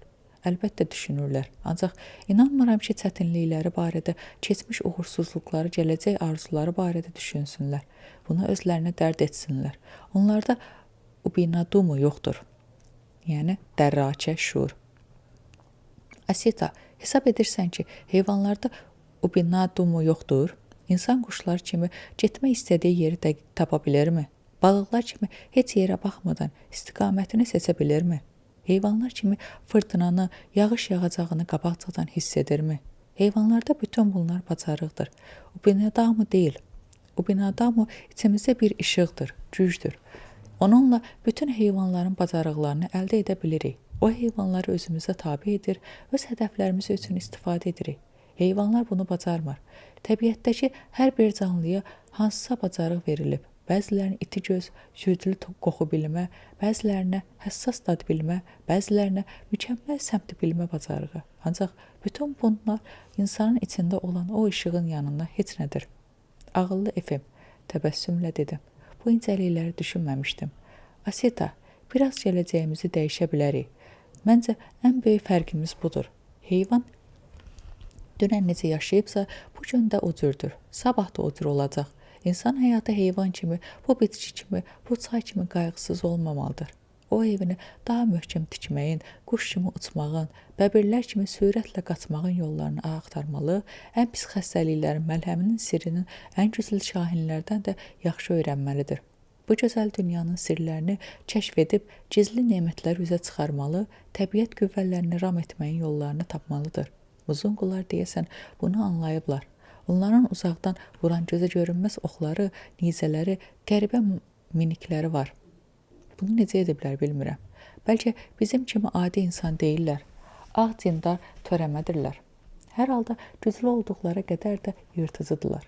Muzonqlar təkcə efələrin deyil, bütün alkebulan tayfalarının və bu gözəl təbiətimizin düşmənidirlər. İnsan təbiətdən ancaq ehtiyacı olanı götürər. Əvəzində hələ körpə vaxtından təbiətə öz hamisi kimi baxar. Ona zərər vurmamağa çalışar. Ancaq onlar belə deyirlər. Muzunqular mərhəmət hiss etmirlər. Yırtıcıdan necə insan ola bilər ki? Ola bilməz Lanu. Bəs alkebulan övladları arasında bu hissdən məhrum olanlar var axı, Asita. Onların da bizə hücum edən bu vəhşi xallı çöl itlərindən fərqləri yoxdur. İnsanlıq bax sənin təlaşındır. Həqiqəti çatdırmağa çalışmaq, başqa bir tayfanın saadəti üçün tədbir tökmək, bu yolda çətinliklərə sinə gərmək, özünü təhlükəyə atmaq. Bilmirəm, yolumuz nə zaman, harada ayrılacaq, ancaq insan deyəndə yadıma həmişə sən düşəcəksən, Asita. Onu parçalamağa hazır olan, kaftarı alovdan qurtaran, onu ovlayıb əsir götürən ləpirçini şirin pəncəsindən xilas edən, yarımcan buraxmayıb sağaldan insan, əsl insan. Dəniz canlısının göz yaşı. Göz işlədikcə uzanan sapsarı düzəngahın sinəsinə qara şırım çəkilmişdi. İzlər düz oraya aparırdı. Uzaqdan baxanda yarğana bənzəyirdi. Ümid edirdim, yarğan çox da dərin deyil. Noqoronqa çamışının bizi bu qədər dolaşdırdıqdan sonra uçuruma düşməsi fikri heç xoşuma gəlmirdi. Açıqlıq meşədən daha təhlükəli idi. Hər an şirlərin, bəbirlərin, hətta buynuzburnun bəzi yerlərdə dizimizə çatan quru otların arasında gizlənmiş səhərli ilanların hücumuna məruz qala bilərdik. Gizlənməyə, daldalanmağa isə heç bir yer yox idi. Nizəmi hazır vəziyyətdə əlimdə saxlamışdım. Xolo qabaqda gedirdi. Arabir qısa arxa ayaqları üzərində dayanıb sağa sola baxır, birdən yerindən götürülürdü. Bu zaman boynu ilə eyni yoğunluqda olan başı ləngərlə aşağı-yuxarı tərpənirdi. Qeyri-ixtiyari gülümsədim. Mənim xallı kaftarım, qaçanda lap zürafəyə bənzəyirsən. Maqo deyərdi ki, zürafələr kimi kaftarların da uzun boyunları bədənlərinə ağırlıq edir. Yavaş-yavaş yarğana yaxınlaşırdıq. Onu keçəndən sonra düzəngah yenidən üfüqə qədər uzanırdı. Yorulmuşduq. Artıq neçənci dəfə Noqoronqa camışının ürəyimdə xoş sözlərlə yad edib yarğana dolanmağın bir yolu varmı deyə sağa-sola boylandım. Sonunu görə bilmədim. Çox uzaqda, gün batanda yarğan genişlənir və düzəngaha birləşirdi. Ancaq izlər o tərəfə dönməyib düz yarğanın üstünə gedirdi. Bəlkə də çox dərin deyil, içindən keçib gedə bilərik.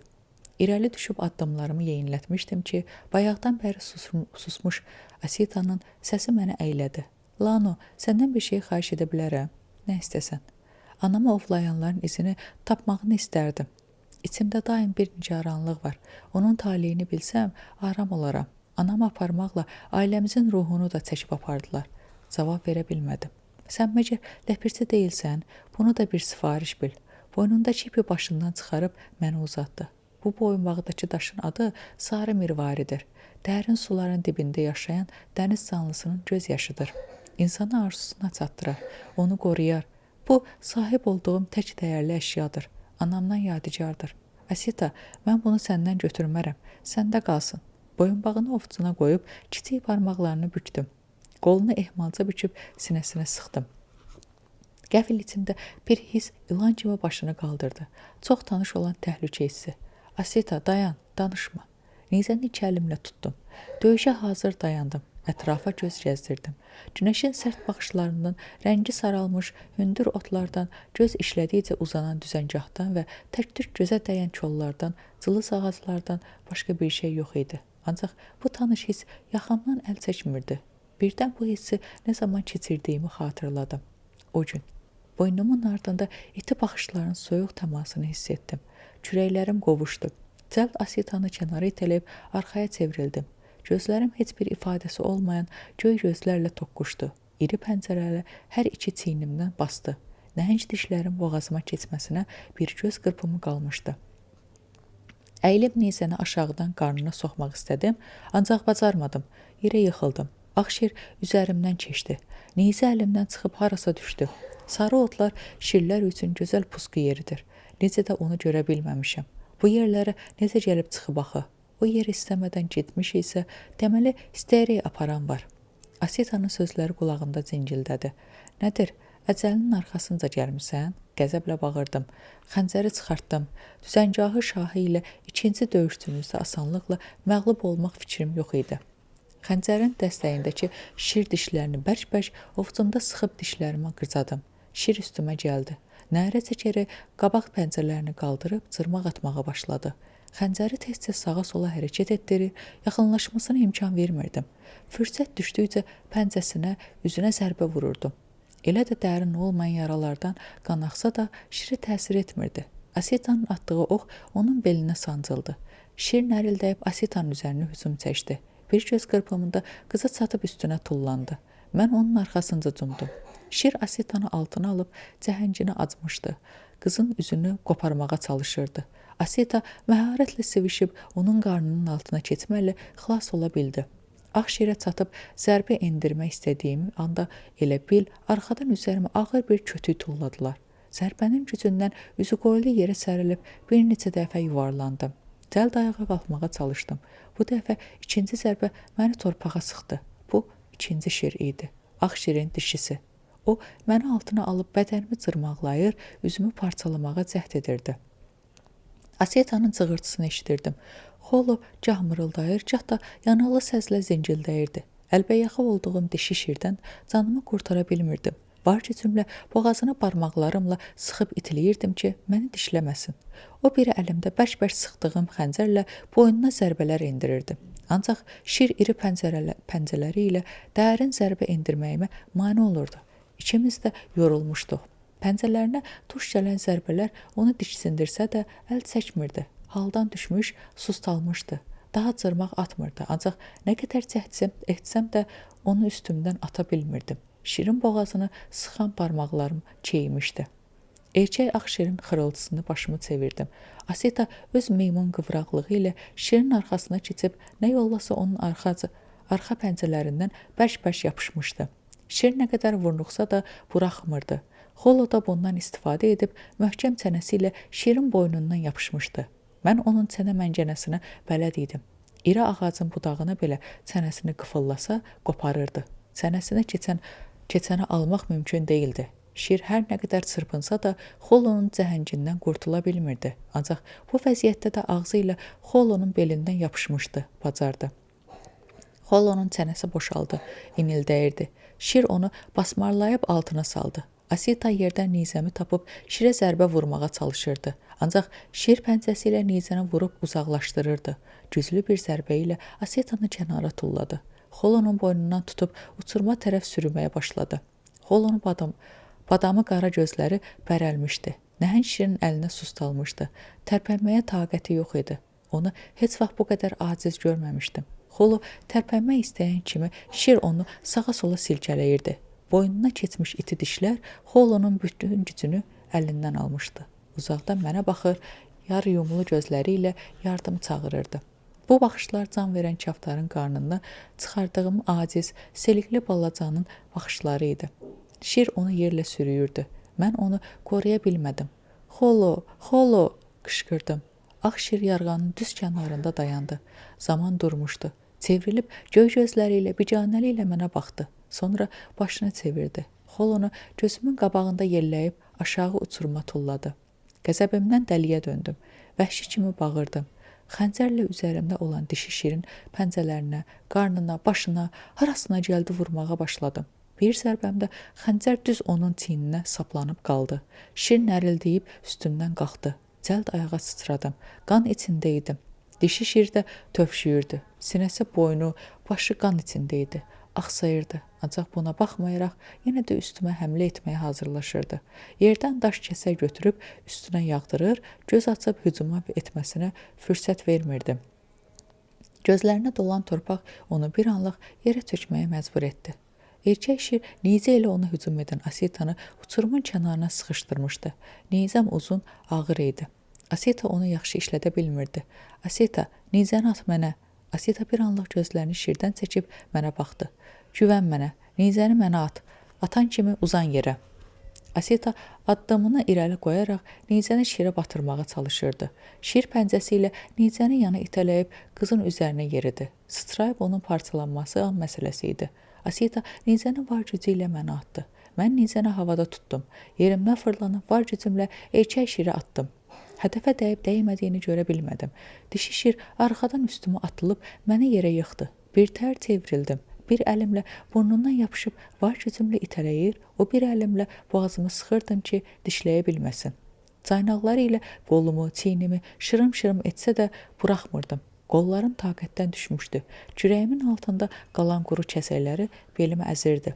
Barmaqlarım boşaldı. Asita bağıraraq nizəni düz şirin boynuna soxdu.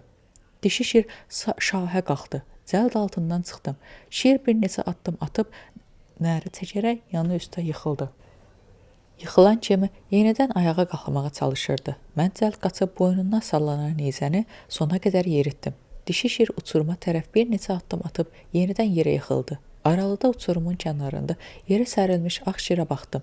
Kəlləsi dağılmış, ağ yalı al qana bulaşmışdı. Asitanın qollarına, boynuna, üzünə baxdım. Yaralarının dərin olub olmadığını yoxladım. Çox ağır yarası yox idi. Yorğunluqdan və qorxudan tir-tir əsir, dizləri bükülürdü. Onu yerdə qoyub yarğanın kənarına qaçdım. Aşağı boylandım. Xolo yox idi. Xolo, gəl, tez ol bura. Gəl, eşidirsən? Gözlərimdən yaş sel kimi axırdı. Bütün bədənim əsirdi. Uçurumun kənarında qan izləri var idi. Bu onun qanı idi, Xolonun. Yarğanın yamacındakı tikanlı kollardan yapışa-yapışa, yuvarlana-yuvarlana bir təhər aşağı düşdüm. Dərədən axan ensiz çay ilan kimi qıvrılaraq uzaqda, yarğanın dayazlaşıb düzənlikdə eyniləşdirdiyi yerlərdə çoxlu qolları parçalanırdı. Çay boyu aşağı-yuxarı gedir, dəli kimi Xolo qışqırırdım. Bəlkə heç dərəyə yuvarlanmayıbmış, kolları ilişib qalıb, yarğanın başına qayıdıb şirlə vuruşduğumuz yerə. Xallı kaftarımın dırmanmamaqda nə qədər aciz olduğunu bilsəm də, son bir ümidlə uçurumun başına dırmaşdım. Asita yarğanın kənarında yerə çöküb büzüşmüşdü. Əllərini dizlərinin üstünə qoyub səsini qısaraq uşaq da ağlayırdı. Küləyin tərpətdiyi sarı otların içində şirlərin cəsədləri ağarırdı. Başqa heç nə yox idi.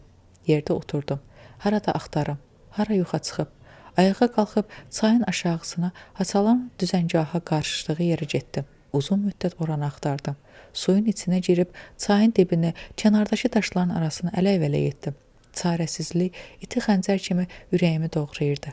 Dizlərimi yerə atıb ağladım. Bərkdən ürəyim boşalanı tək hönkür-hönkür ağladım. Can borcu. Xolo getməklə içimdən, canımdan bir parçanı da apardı. Ailəm olmuşdu. Nə zaman onu düşünsəm, ürəyim isinirdi, gülümsəyirdim. İndi sənin yoxluğunu düşünəndə nə hiss edəcəm? Xolo həyatıma qəfil gəldiyi kimi qəfildə getdi. Bundan sonra Alkebulanın ən qızmar günlərində də içimin bir tərəfi həmişə üşüyəcək. Mənə bir can borcu var idi. Onu da qaytarıb getdi. O məni xilas etdi. Mərdliklə şirlə vuruşdu. Cansız bədənini son dəfə qucaqlamaq, torpağa gömmək istərdim. Xolo yox idi. Bunu qəbul etməliydim. Başqa əlacım qalmamışdı. Asetanı arxama alıb ehtiyatla çayın kənarına düşdüm. Yaralarını yumağa başladım. Sol qolunda dərin bir cırmaq izi var idi. Əlimdə əzdiyim otlar yarasına sıxdım. Üstünə də təzə yarpaq qoyub sarıdım ki, qanı kəsilsin. İncitmir ki. Başımı qaldırıb üzünə baxdım. Yox, incitmir. O şəfqətlə mənə baxırdı. Ağlamaqdan gözləri qızarmışdı. Yox, mənə yazığı gəlmirdi. Gözlərindəki bu hissin adını artıq bilirdim. Çarəsizlik. Lano, Xolo məni qorumaq üçün canından keçdi. Günahkaram. Bunda heç kəsin təqsiri yoxdur. Sanki sinəmin içini boşaldıb saman doldurublar. Başımı da sanki iki tərəfdən açıblar. İçində küləklər vıyıldayır. Sən yenə də məni əff et. Xolo özü ölümü seçdi. Qaçıb canını qurtara bilərdi, ancaq bizim canımızı üstün bildi. O çox yaxşı dost idi. Qanadımın biri sındı. Bundan sonra tək qanadla yaşamalı olacam. Bircə Maqunu görsəydim, qucaqlasaydım, bəlkə biraz rahatlayardım. Asita başını aşağı əydi. Kipriklərindən damcılar süzüldü. Mən qayıdım geri. Sən də novalara dön. Başımı buladım. Bu mümkün deyil. Onda Xollonun ölümü mənasız olacaq. Həm də biz bunu bütün evlər üçün edirik və bütün Alkebulan tayfaları üçün. Kimsə bu yanlışları düzəltməlidir. Geri çəkilməyə haqqımız yoxdur. Əlimi qolundan çəkdim. Özü sağ əlini yarasının üstünə qoydu. Ağ şirin leşinin üstünə gəldim. Ən yaxın dostumun öldürməsinə baxmayaraq ona qarşı qəzəb və nifrət hiss etmirdi. O, öz təbiətinə, doğru bildiyi vəhşi qanunlara uyğun hərəkət etmişdi. Göz yaşlarım qurumuşdu. Özüm də içimdəki bu boşluğun içində gizlənib, tələsmədən ağ şirin dərisini soydum. Nizəmin başına keçirib özümlə götürdüm. Ruhlar aləmindən qayıdan canlı. Üstümüzə çökən gecə Xolonun gözləri kimi qapqara idi. Səssizcə oturub tonqala atdığım yerköklərin, çoban fındıqların bişməsini gözləyirdim. Ocaqdan qalxan çox sevdiyim mastedici qoxu bu dəfə mənə kədər gətirirdi. Bir dəfə Xolo da yanımda uzanıb yerkökü və fındıqların qoxusunu qarışmış ocağın ətrindən məst olub xumarlanaraq gözlərini tonqala zilləmişdi. Birlikdə ziyafət gözləyirdi. Xolonun tükləri alovun rəqs edən dillərinin işığında daha da parıldayırdı. Sanki ot tutub yanırdı. Həmişə qürrələndiyi iri xalları daha gözəl görsənirdi. Xolo qəlbimdə Maqunun ayrılığından yaranan sıxıntını azaldırdı. Başımı qatardı. İndi içimdəki ayrılıq yükünə Xolonun həsrəti də qarışdı. Başımı qaldırıb səhərdən lal dinməz tonqalın qarşısında oturmuş Asitaya baxdım. Dizlərini qucaqlayıb çənisini dizinə qoymuşdu. Gözlərini şölələn alova zillələyib nə isə düşünürdü. Yenə həmişəki kimi baxışlarını hiss etdim. Başını qaldırıb baxdı. Gözlərində qəm, peşmanlıq, şəfqət, bir də həmin o his var idi. Ayırt edə bilmədiyim o his. Heyranlıq, bəlkə hörmət. Yox, bunlar da deyildi. Ancaq bu baxış, bu istirablı anıma belə mənə həzz verir. Ürəyimi sürətlə döyünməyə məcbur edirdi. Yəqin ki, o da mənim gözlərimdə adını qoya bilmədiyin həmin hissi görürdü. Gözlər onda parıldayır, dərinləşir, böyüyür, sehirli olur. Çox baxa bilmirsən, tab gətirməyə taqətin olmur. Tez gözünü çəkirsən. Sonra o gözlərə baxıb təkrar o həssi dadmaq istəyi o qədər şiddətli olur ki, məcbur olursan, başını yenidən qaldırasan. Xolo ilə bağlı bir kəlmə də danışmırdıq. Mən yadıma düşən xatirələri danışaraq onu daha da narahat etmək istəmirdim. Ancaq zehnim bir əhvalatdan o birinə adlayır, içim kədərlə dolurdu. Xəncəri könülsüz yerköküyə batırdım. Bişmiş çoban fındıqları və yerkökünü yarpağın arasına qoyub Asitaya uzatdım. Asita yarpağı götürüb dizinin üstünə qoydu. Sonra çoban fındığını götürüb barmaqları yana-yana qabığını soydu. Üfrərək biraz da soyutmaq istədi. Ancaq tələsib qaynar-qaynar ağzını atdı. Ağzını açıb biraz da gözlədi. Nəhayət çeynəyib utdu. Görürsən indi Xolo neynir? Qeyri-ixtiyarı ağzından çıxdı. Nə? Heç. Asitanın üzü buludlandı. Yarpağı kənara qoyub mənə yaxın oturdu. Görürsən heyvanların da ruhu, ruhlar aləmində məskən tapır, Lano. Bilmirəm, Asita. Bircə bilirəm ki, o haradasa yaşayır, bəlkə başqa bir aləmdə, ancaq yaşayır. Bunu hiss edirəm. Burada olsaydı, onu sevmədiyi bu yeməklərdən verərdim. Deyinə-deyinə yeməsinə baxıb əylənərdim. Xolo, bu yola bircə çıxmışdıq. Bir gecə tonqalın kənarında oturmuşduq. Bax beləcə bu fındıq və yerçöküdən yeyirdik. Xolo kimi sadiq dostu olmayan aləmi mən istəmirəm, heç bir aləmi. Bir xeyli aralıda çolların içindən xışıltı eşidildi. Bir cüt göz parıldayıb tez də çolluqda görünməz oldu. Heç bir canlıya bənzədə bilmədim. Xışıltı çoxalmaqda idi. Naməlum canlı çolların arası ilə bizə yaxınlaşırdı. Əlimi neyzəmə atdım. Ayağa qalxdım. Asita da oxunu yaya qoyub hazır vəziyyətdə aldı. Xışıltı dayandı. Bir-iki addım irəli atdım. Ən qabaqdakı çolun içində bir cüt göz parıldayırdı. Çolla aramda məsafə çox deyildi. Canlı hücum etsəydi, nizam rahatlıqla hədəfinə çatardı. Hər kimi idisə, çıxmaq fikri yox idi. Hücuma hazırlaşana da bənzəmirdi. Sakitcə bizi izləyirdi. Bu gözlər, Xolo özünü çöl atdı, büdrədi, axsayırdı, qaça bilmirdi. Nizəni yerə atıb ona doğru götürüldüm. Asitanın çığırtısını eşitdim. Xoloya çatıb dizlərimi yerə ataraq onu qucaqladım. Hönkürüb ağlayırdım. Bütün bədənim əsirdi. Göz yaşlarımı Xolonun yaralı boynunu islatdı. Xolo da gözlərimi yalayırdı. Sonra boynundan, qulağımdan, çiynindən yüngülcə dişləməyə başladı. Bərk darıxmışdı. Asita başımızın üstündə dayanmışdı. Əli ilə üzünü tutub ağlayırdı. Bundan artıq yaxınlaşmaq, sevincimizi bölmək istəmirdi. Nuqorongoro böyük çökəklik. Bu da Nuqorongoro. Asita dərin, rəhəng dairəvi çökəkliyin başında dayanıb heyrətlə baxırdı. Bir neçə gün idi ki, Nuqorongoronun yerləşdiyi Seringet düzənliyinə çatmışdıq. Ancaq Asitanı böyük çökəkliyin kənarına gətirmək üçün bayram gününü gözləyirdim. Yaralarımız sağalmış, içimiz ümidlə dolmuşdu. Bayramdan bir neçə gün əvvəldən başlayıb yeni ay doğan gecəyə, bayram gecəsinə qədər bütün Alkebulan tayfaları hər tərəfdən dəstə-dəstə çökəkliyə tərəf axışır, düzənlik insanla qaynayırdı. Xəlvət bir daldalanacaq tapıb bir neçə gün insan selinin çökəkliyə enməsini gözləmişdi. Bu möhtəşəm izdihamı böyük yürüş adlandırırdılar. İndi artıq böyük yürüş bitmişdi. Ətrafda kimsə yox idi. Elə yerdə dayanmışdıq ki, burada bütün Nuqorongoro ovuc iç kimi görsənirdi. Biz bayram gecəsi çökəkliyə enməyə tələsməzdik. Maqu ilə ikimiz nubalardan ayrılıb buraya gələrdik. Bir müddət bu məkanda dayanıb dərəni seyr edərdik. Maqu deyərdi ki, hər il bu gün bu dərədən yerin altında yatmış əjdahanın xorultusuna bənzər səs çıxır. Bu da dayanıb Nuqorongoronun həmin o müthiş səsini eşitmək üçün gözləyirdi. O nə əjdahadır elə? Bura tanrıların bir zamanlar nifrətlərini yönəltdiyi məkandır. Çox-çox keçmişdə cəhənnəmin qapıları buradan yer üzünə açılmış, yeraltı səltənətin hökmdarı olan əjdaha buradan yerüstü aləmə atəş püskürmüşdü. Tanrıları onu çətinliklə ram edə biliblər. Nəhəng daşlar yağdıraraq əjdahanı öz səltənətinə geri çəkilməyə və vadar ediblər. O döyüşdən sonra burada çox böyük və dərin bir dərə yaranıb. Hə, eynilə. Asita bütün dərəyə ötəri baxıb dedi. Qumun içərisinə 2 yumru daşı tollayıb sonra qaldıranda yerində bir çökəklik yaranır. Nuqorongo da eyni çökəkliyi çox böyük və dərin halına bənzəyir. Lənətlənmiş yer olsa da çox gözəldir, elə deyil Asita. Deyəsən, tanrıların lənəti gözəllik bəxş edir. Səsində kinayə vardı. Biraz susub soruşdu. Lano, nəyə görə sizin tanrılar sevməyə bacarmır? Niyə elə düşünürsən? Ancaq elə lənət və nifrinə tuş gəlmiş çoxlu heyvan, torpaq, insan və qəbilə görürəm. Belə gözəl yeri tanrılar necə lənətləyə bilərlər? Üzünü Xoloya çevirdi. Belə gözəl bir dost, fədakar və cəsur heyvan niyə lənətə gəlmiş olsun axı? Xolo fağır sifət alıb başını aşağı əydi, güya utanırdı. Biz efələr bizim kimi başqa tayfalar da lənətləniblər. Asita məni heç vaxt diqqət etmədiyim mövzularda barədə düşünməyə məcbur edirdi. Cavab tapa bilmirdim. Deyəsən Asita heç cavab gözləmirdi. Mən lənətə inanmıram.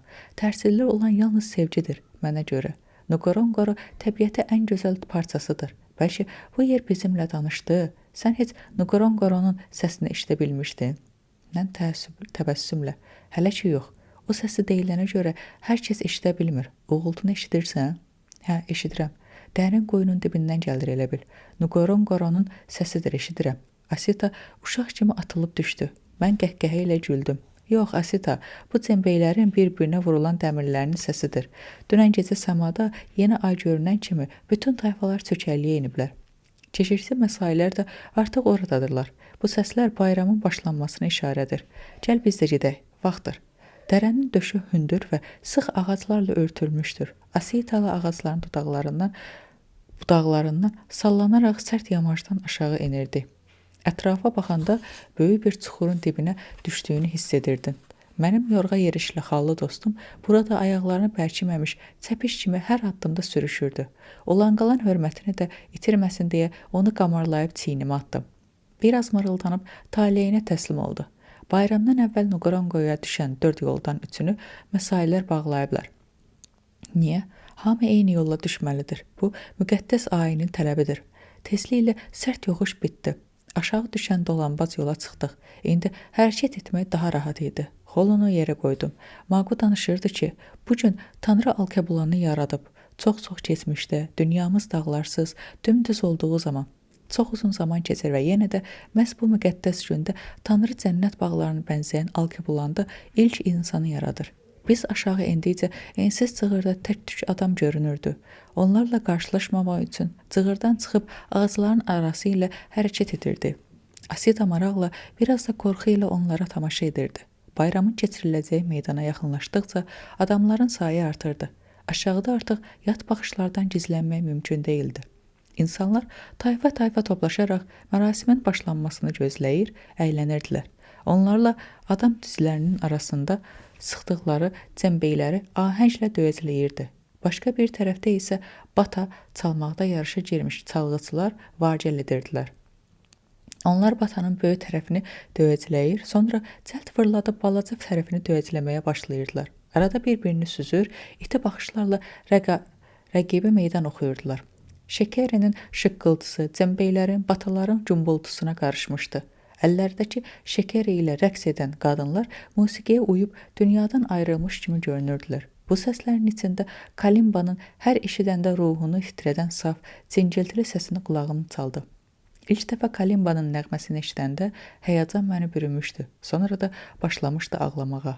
Maqu mənə dedi ki, onda belə olubmuş. Kalimbanın dilləri insanın qəlbinə toxunurmuş. Sonralar daha ağlamırdım. Ancaq o ürpərtini hər dəfə yaşayırdım. Surmalar çılpaq halda rəqs edirdilər. Onlar həmişəki cahcılallarından tanımaq olurdu. Saçlarını qırxaraq, başlarına uzun lələklər taxılmış, kiçik papaqla qoyulmuşdular. Bədənlərini tabaşır daşı ilə ağ rəngə boyamış, buludlarına, qollarına piy qatılmış narıncı qırmızı boya ilə sümük şəkli çəkilmişdi. Uzaqdan bədənləri parıldayırdı. Adam elə gəlirdi ki, sümüklər hərəkət edir. Bəziləri müxtəlif heyvanların quyruqlarını kəsib, arxadan kəmərlərinə bağlamış, başlarına ağacdan düzəldilmiş böyük, vahiməli qapaqlar taxmışdılar. Hamarlar bədənlərini balla qarışdırılmış qırmızı güllə rəngləmiş, saçlarını da qırmızı palçıqla hörmüşdülər. Surma və mursi qadınlarının dodaq və qulaqlarına taxılmış, üzlərinə əcaib görünüş verən böyük cild lövhələr bəzənmək ustası olan Efeni belə heyrətə salmışdı. Xolonun bütün bu təzgahdan təsirləndiyini demək olmazdı. Uzun boynunu yırğalayaraq önümüzə düşüb gedir, ətrafa baş verənlərlə çox da maraqlanmırdı. Ancaq əli silahlı ovçuları görəndə gözləri parıldadı. Masai və başqa tayfaların ən mahir ovçuları silahlarını əlinə alıb ov səhnələri göstərir, dövrə vurub tamaşa edənləri əyləndirirlər. Əsl əyləncə və tamaşalar birazdan başlayacaqdı. Kahinlər tonqal qalayıb düzəldikləri ot qarışıqlarını yandırır, ətrafa yayılan tüstünün öz tayfalarını qoruduğunu düşünürdülər. Biz bu tayfaların yanından keçdikcə onlar heyrət və qorxu içində əyləncələrini kəsib pıçıldaşaraq geri çəkilirdilər. Musiqi səsləri kəsilməyə başladı. Asitanın Efelərə aid olması onları qorxudurdu və deyəsən qorxuları tək Asitadan deyildi. Mən rəngli gözlərimi insanlardan gizlətdiyim zamanları xatırladım. Həyatım boyunca Maqudan başqa məni yalnız Efelər, ovlamaq istədiyim insanlar olduğum görkəmdə qəbul etmişdilər. Hər kəsin nifrəti üzündən aşkar idi. Bəziləri əllərini nizlərinə atıb hazır vəziyyət alırdılar. Yaşlılar arxamızda keçdiyimiz yola tüpürür, kahinlər öz tilsimli tozlarını bizə tərəf səpib nifrinlə oxuyurdular. Xolo mırıldanmağa, caynaqları ilə yer qazmağa başladı. Asita titrəməyə başlamışdı. Ürkək nəzərlərlə ətrafa boylanır, çönüb nəsliyimizi uzaqlaşdırmaq üçün arxamızda nəsə səpən qarılara baxırdı. Həyəcandan köksü tez-tez qalxıb enirdi. Balaca əlini ovcuma alıb sıxdım. Qara gözləri doldu. Dayandım. O da dayandı. Çiyinlərindən yapışıb gözlərinə baxdım. Asita, yalnız məni gör. Burada məndən başqa heç kəs yoxdur. Yalnız quşların nəğməsi, ağac yarpaqlarının xışıltısı, yaxınlıqdakı gölün kənarında lehmədə eşələnən su atlarının şappıltısı var. Bir də mən varam. Asita gözünü yumdu və ehmalca açdı. Bütün insanlar yox olmağa başladılar. Yalnız sən qaldın, Lano. Yenidən onun balanca əlindən yapışdım. Hə, bir də xolu. Onu da görməzdən gəlsə yaxşı düşməz. Getdik? Asita gülümsəyib başını razılıqla yellədi. İnamla və sürətlə Nuqoronqoron mərkəzinə indi. Dərənin ortasında yoğun ağac gövdələrinin üzərində çox geniş bir taxta meydança qurulmuşdu.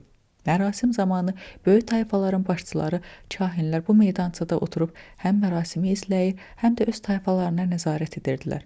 Birazdan meydanın mərkəzində müxtəlif rəqslər, ovçuluq səhnələri göstərilməyə başlayacaqdı. Döyüşçülər də bir-birinə xəsarət yetirmədən öz məharətlərini göstərə bilərdilər. Müqəddəs qaydalara görə bu bayram zamanı hətta ən qatı düşmənə, yırtıcı heyvana belə silah çəkmək qadağan idi. Ləpirçi heç vaxt qocalmır. Meydançanın kənarına yaxınlaşdıq. Tayfa başçıları yerlərini tutmağa başlamışdılar. Aşağıda öz tayfalarından seçdikləri mühafizlər əllərində silah, arxası meydana tərəf dayanmışdılar. Gözlərim təlaşla Maqunu axtardı. Ancaq bu dəfə Nubaların şanlı mühafizə olaraq Maqunu deyil, Sadonu seçmişdilər. Neyzəsini əlində şəslə tutub meydançanın taşı və tayfa böyüklərindən bir neçəsinin dayandığı hissəsini qoruyurdu. Nubalar da biraz kənarda toplaşmışdılar. Onları görəndə bütün bədənim cizildədi. Həm qəribsədim, həm də içimdəki nigaranlıq çoxaldı. Bu da Nubalar. Onlar mənə doğmadır, mən onlara yad. Onları nəyəsə inandırmaq çox çətin olacaq. Bəs Maqu hanı? Maqu, bu ki Maqudur. Necə də qocalıb. Hamıdan kənarda dayanıb, tək tənha, gözləri kimisə axtarır, yəqin məni gözləyir. Onu gördüyüm an bu yad yerlər mənim üçün doğmalaşdı. Sevincimdən balaca uşaq kimi yerimdə tullandım. Maqu, Maqu, bağırdım. Hamı bizə baxdı. Nubalar məni tanısalar da heç kim yaxınlaşmadı. Maqu ətrafa boylanır, məni axtarırdı. Maqu, qartal kimi görən gözləri bu qədərmi zəifləyib? Yaxınlaşmağa cürət etmirdim. Xolo da yanımda duruxub qalmışdı. Nəhayət Maqu məni gördü. Sevincinin həddi yox idi. Qaçıb yanıma gəldi. Gözləri dolmuşdu. Mənə bərk sarıldı. Onu bağrıma bastım. Maqu üçün darıxdığımı heç bu qədər kəskin hiss etməmişdim. Xolonu itirdiyim sananda belə Maqu çiyinlərimdən yapışıb gözlərimə baxdı. Sağ olduğunu əmin idim. Hər gün yolunu gözlədim. Bəlkə buraya gələrsən deyə mən də böyük yürüşə qaşıldım. Gözüm səhərdən səni axtarırdı. Maqu, bir bilsən başıma nə hadisələr gəlib, hamısını danışacağam. Ağ şir və ağ buynuzburun ovlamışam. Təsəvvür edirsən, sənin dediyin kimi onu yordum, sonra da buynuzburnunun düz başından vurdum. Çox uzaqdan, kəlləsini parçaladım. Bax, bu onun buynuzudur, bu da ağ şirin dərisidir.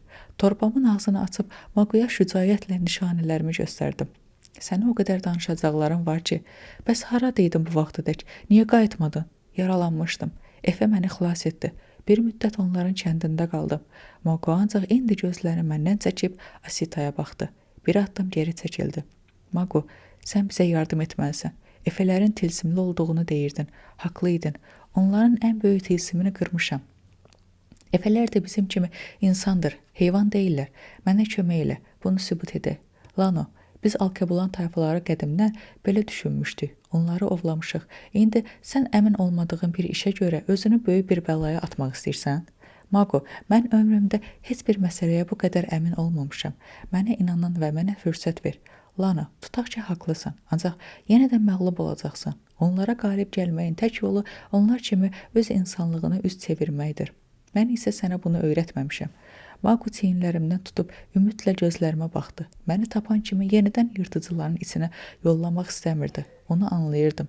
Başımı aşağı saldım. Can borcu olan insanı dar ayaqda tərk etmək Maqunun oğluna yaraşmaz. Sadəcə mənə yardım et. Yuxarı qalxa bilim. Maqu sustu. Geriyə çönüb mühafizələrə baxdı. Yaxşı, doğru bildiyini et. O Saduya yaxınlaşdı. Sadu qəzəblə, qoca, hara? Bu dəfə sənə aman verməyəcəm. Yaxşısı budur, yaxın gəlmə. Sadu nizəsini Maqunun sinəsinə tuşladı. Maqu xəfifcə gülümsədi. Yaxşı, sən deyən olsun. Geriyə çönərkən əli ilə Sadunun nizəsini kənara itələdi. Qolunu burub üzü üstə torpağa yıxdı. Nizəni əlindən aldı. Buna vuruşma da demək olmazdı. Hər şey bir göz qırpımında baş verdi. Ləpirçi heç vaxt qocalmır, bunu unutma. Sonra nizəni digər iki mühafizə tuşlayıb dedi. Siz məni yaxşı tanıyırsınız. Bilirsiniz ki, gözü bağlı atdığım nizə də boşa çıxmır. Kim yerindən tərpənsə, bu nizəni boğazına saplayacam. Xola da mühafizələrin qarşısında durub dişlərini qıcamışdı. Arxadan bir mühafiz nizəsini qaldırıb Maqunu boynundan vurmaq istədi. Mən özümü yetirənə qədər kiçik bir ox onun çiyninə sancıldı. Qışqırıb nizəni yerə atdı. Qanrılıb oxu çıxarmağa çalışdı. Embio əlində yay qaça-qaça yanımıza gəldi. Embio, nə yaxşı gəldin? Asita sevinclə dedi. Mən də başımı razılıqla tərpətdim. Embio, mən yuxarı çıxmalıyam. Qoyma arxamca gəlsinlər. Masailərin mühafizələri də toplaşmağa başladılar. Onlardan biri xəncəri Embionun böyrünə soxmaq istədi. Maqu məndən cəld tərpənib nizənin arxası ilə onu yerə sərdi. Digərləri bir anlıq dayandılar. Lano, Maqu qışqırdı. Etməli olduğunu et. Mən onların qarşısını alaram. Embio da əlinə oxalıb Maqunun yanında durdu. Xullu özünü lap qabağa verib qəzəbdən köpüklənmiş ağzını açıb köpək dişlərini göstərdi. Burnunun üzərindəki dərisi qırışdı. Gözləri qıyıldı. Belindəki tüklər biz-biz durdu. Belə edəndə çox vahiməli görsənirdi. İzdihamın arasında bovu da pıçıltısı külək kimi dolaşdı.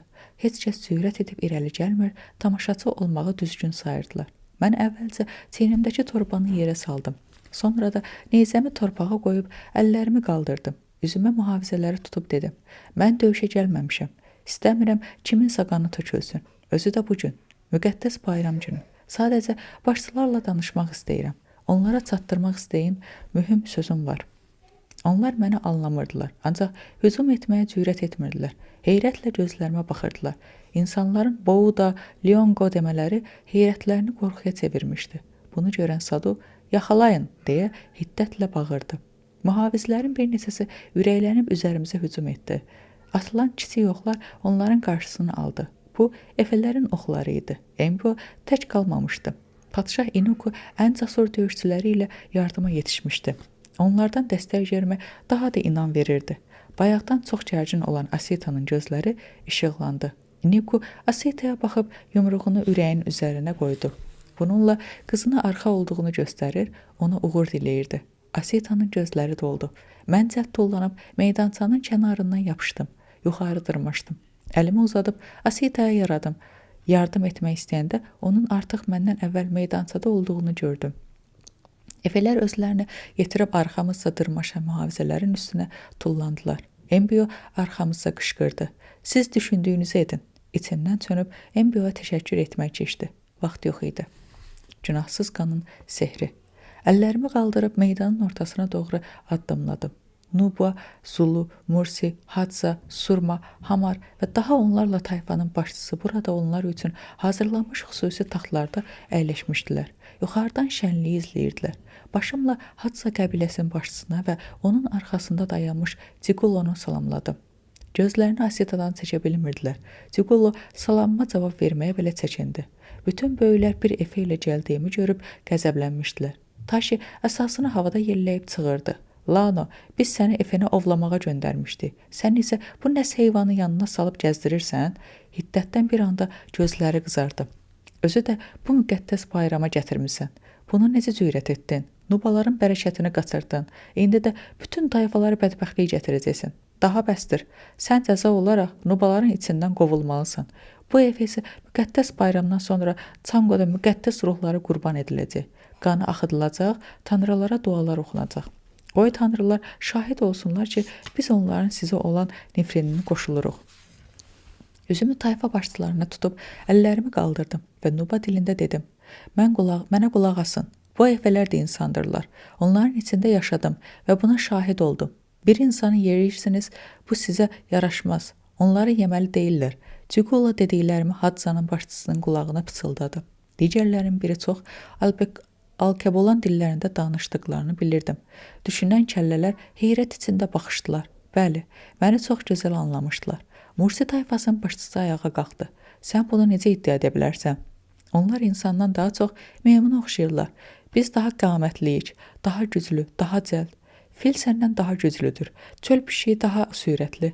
Onda onlar səndən daha çox insandırlar. Surmanın başçısı dilləndi. Onların yaşayışları fərqlidir. Bizim etdiklərimizi edə bilmirlər. Onlar bizim qayıqlarda avar çəkmə bacarmırlar. Şəlalənin altında durmaqdan qorxurlar. Biz yetkinliyə çatmış oğlanlarımızı çubuq döyüşündə sınayırıq. Onlar heç belə adətləri yoxdur. Ağacda yaşayır, ağacda ov edir, ağacda yatırlar. Eynən meymun kimi. Onun dilini anlayırdım. Danışıb qurtaran kimi dillədim. Siz hamarlardan da elə bu cür fərqlənirsiniz. Onlar da qayıqlarda üzməyi xoşlamırlar. Yetkinlik yaşına çatanları çubuq döyüşündə yox, öküz üzərində məharətlə qaçanlar arasında seçirlər. Qadınlar da sizin qadınlar kimi saçlarını qırxmırlar. Bal və cildən macun sürtüb hörürlər. Dodaqlarını deşib oraya cil lövhə yerləşdirmirlər. Əvəzində hər gün bədənlərinə xoşagəlməz qoxusu olan rəngli yağ sürtürlər. Taşa ayağa qalxdı. İnsanlığın meyarı inamdır.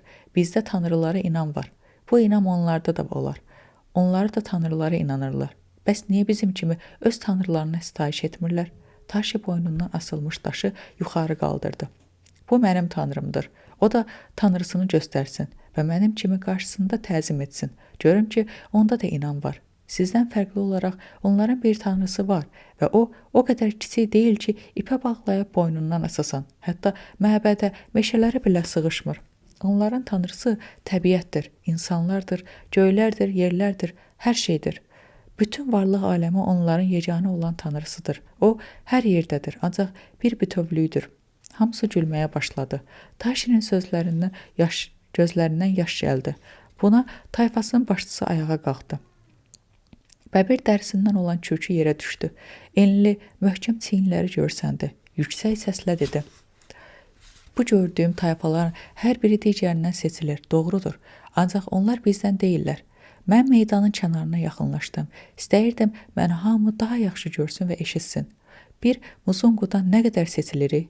Adətlərimiz bir muzunqunun adətlərindən, zahirimiz zahirindən nə qədər fərqlənir? Muzunqu da sənin kimi düşünür. Sizi ona görə ovlayırlar. Ey ilk insanın övladları, siz bir efenin ov hesab etdiyiniz kimi, onlar da sizi öz ovları hesab edirlər. Onların geyimləri, evləri, minikləri belə bizdən də nə qədər fərqlidir. Ancaq siz özünüzü onların yanında heyvan saymırsınız, elə deyil. Üzümüzü meydan ışığı toplaşmış insanlara tərəf tutdum. İnsan sayılmaq üçün nə lazımdırsa bu efelərdə var. Toplaşanlar öz aralarında pıçıldaşır, bəziləri heyrət, bəziləri də qorxu üçün məni süzürdülər. Liyonq olduğumu düşünmələri öz təsirini göstərirdi. Kütlənin içindən yaşlı bir kişi qışqırdı. Axı onların danışıqlarını anlamaq olmur. Burada toplaşan tayfalar bir-birlərinin dillərini öyrənirlər, bir-birlərini başa düşürlər. Onlar isə başa düşə bilmirik. Yanındakı ortaboy çox arıq Masai üzünü ona tərəf çevirib rişxəndlə dedi. Mən efelləri görmüşəm. Çıxardıqları qarıltıya, qıya, bəzən də fitə bənzəyən səsləri danışıq adlandırırsan. Ağacın gövdəsində yerinə rahatlamış Mursi qadın alt dodağını yerləşdirdiyi iri lövhəni çıxardıb dedi. Danışığa qalsa, hadsalarda gərək ovlayaq. Başım çatlayır onlar işdəndə. Meydanın lap kənarına gəldim. Çoxunuzun dilini bilmirəm, ancaq efellərin dilini öyrənmək üçün mənə çox da uzun zaman lazım olmadı. Kaş siz də anlayaydınız. Onda görərdiniz ki, onlar hisslərini, təbiətin gözəlliyini necə incəliklə ifadə edə bilirlər. Bir insanı hədsiz dərəcədə sevdikləri zaman bu hala iyi deyirlər.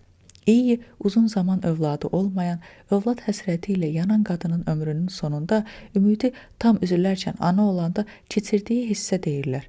Bir heyvan sevgini bu qədər dərin hiss edə bilərmi? Özünə insan deyənlərin belə çoxu bu dərinliklərdən xəbərsizdir. Çox vaxt insanı hissləri təbiətlə elə dəqiq qarşılaşdırırlar ki, heyrət etməyə bilmirsən. Çöl pişiyinin heç birini hədəfə almadan bir sürü bubala həmlə etməsini panku deyirlər. Həyatda gah orada, gah burada məskən salan, sərgərdə yaşayan tənha insanı bu halına da panku deyirlər. Susub ümidlə aşağıdakılara baxdım. Gözlərini məndən ayırmadan anlamadım. Liyonqa efələrin tərəfini tutur. Hə, deyəsən, deyir ki, güya efələr də bizim kimi adamdırlar. Ola bilməz. Axı efələr nə zamandan insan olublar? Bu, görəsən doğrudan Liyonqudur? Əlbəttə ki, odur. Görmürsən? Müqəddəs gündə həm də boğu da ilə gəlib. Hətta efələr də ram edib.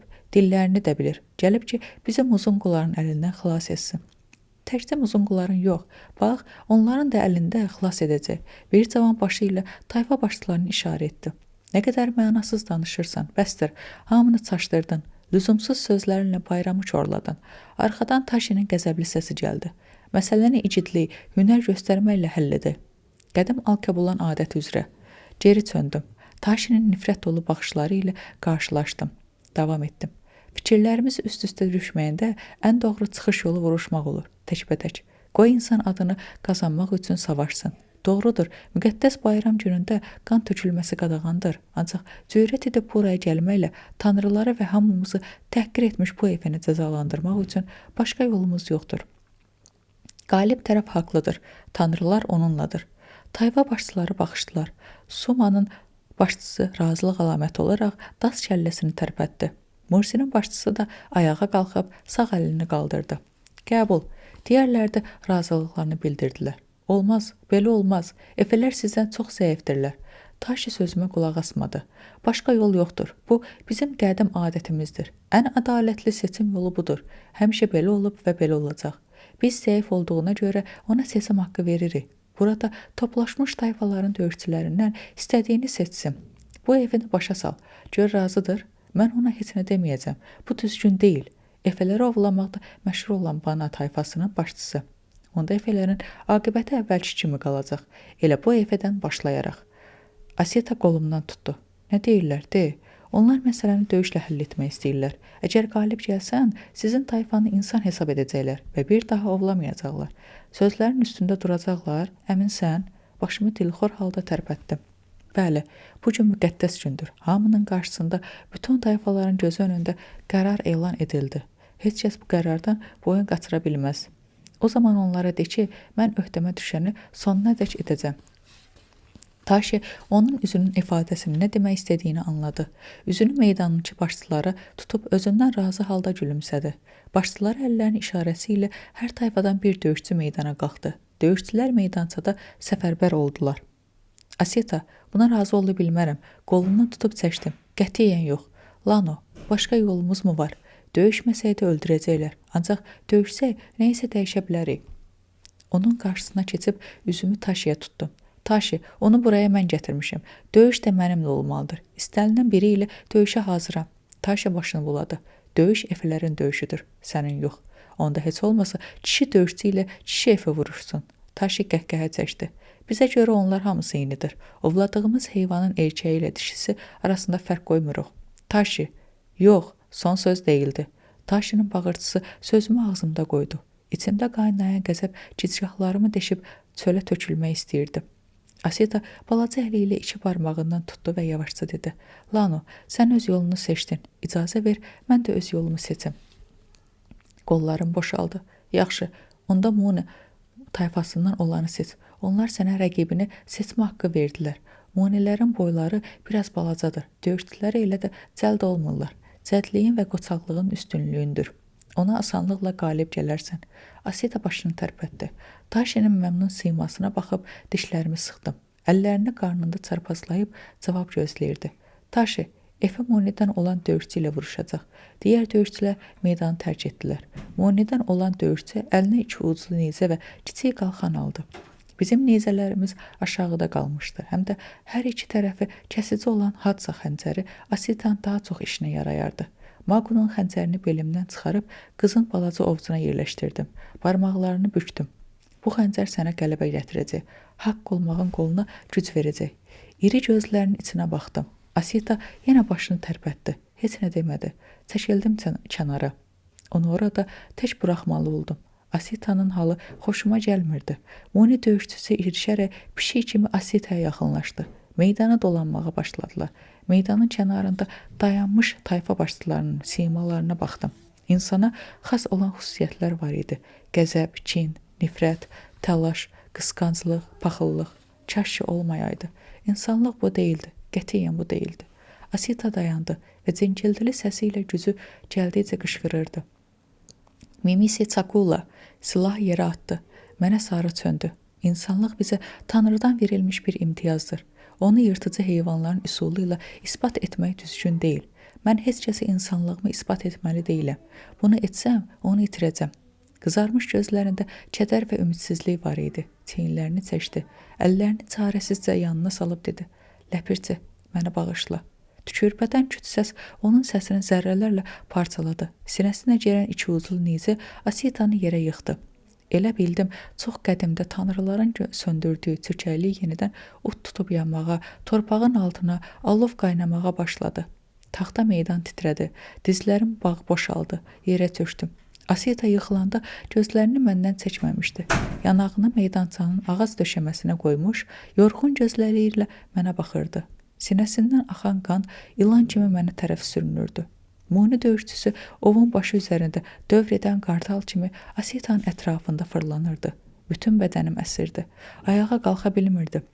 Döyüşçü iki əlini göyə qaldırıb var səsi ilə mən lənəti bütün Alkebulan tayfalarının üzərindən qaldırdım. İndi tanrılar məndən razı oldular, bağırdı. Bağırtısı havada dalğalanıb yox oldu.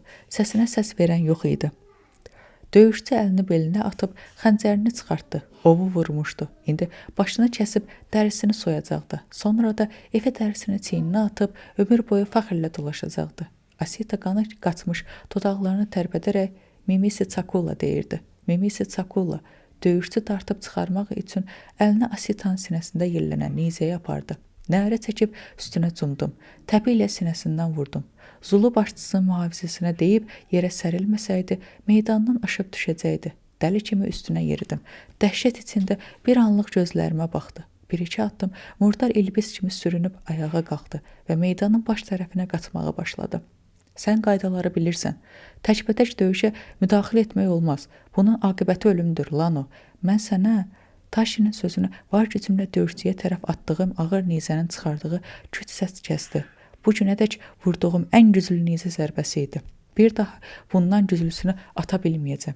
Nizə döyüşçüsünün kürəyini yarıb sinəsindən çıxdı. Onun meydandan aşıb düşən cəsədinin tappıltısı dalğa-dalğa Nogorongonun üzərinə çökmüş ağır sükutu yayardı.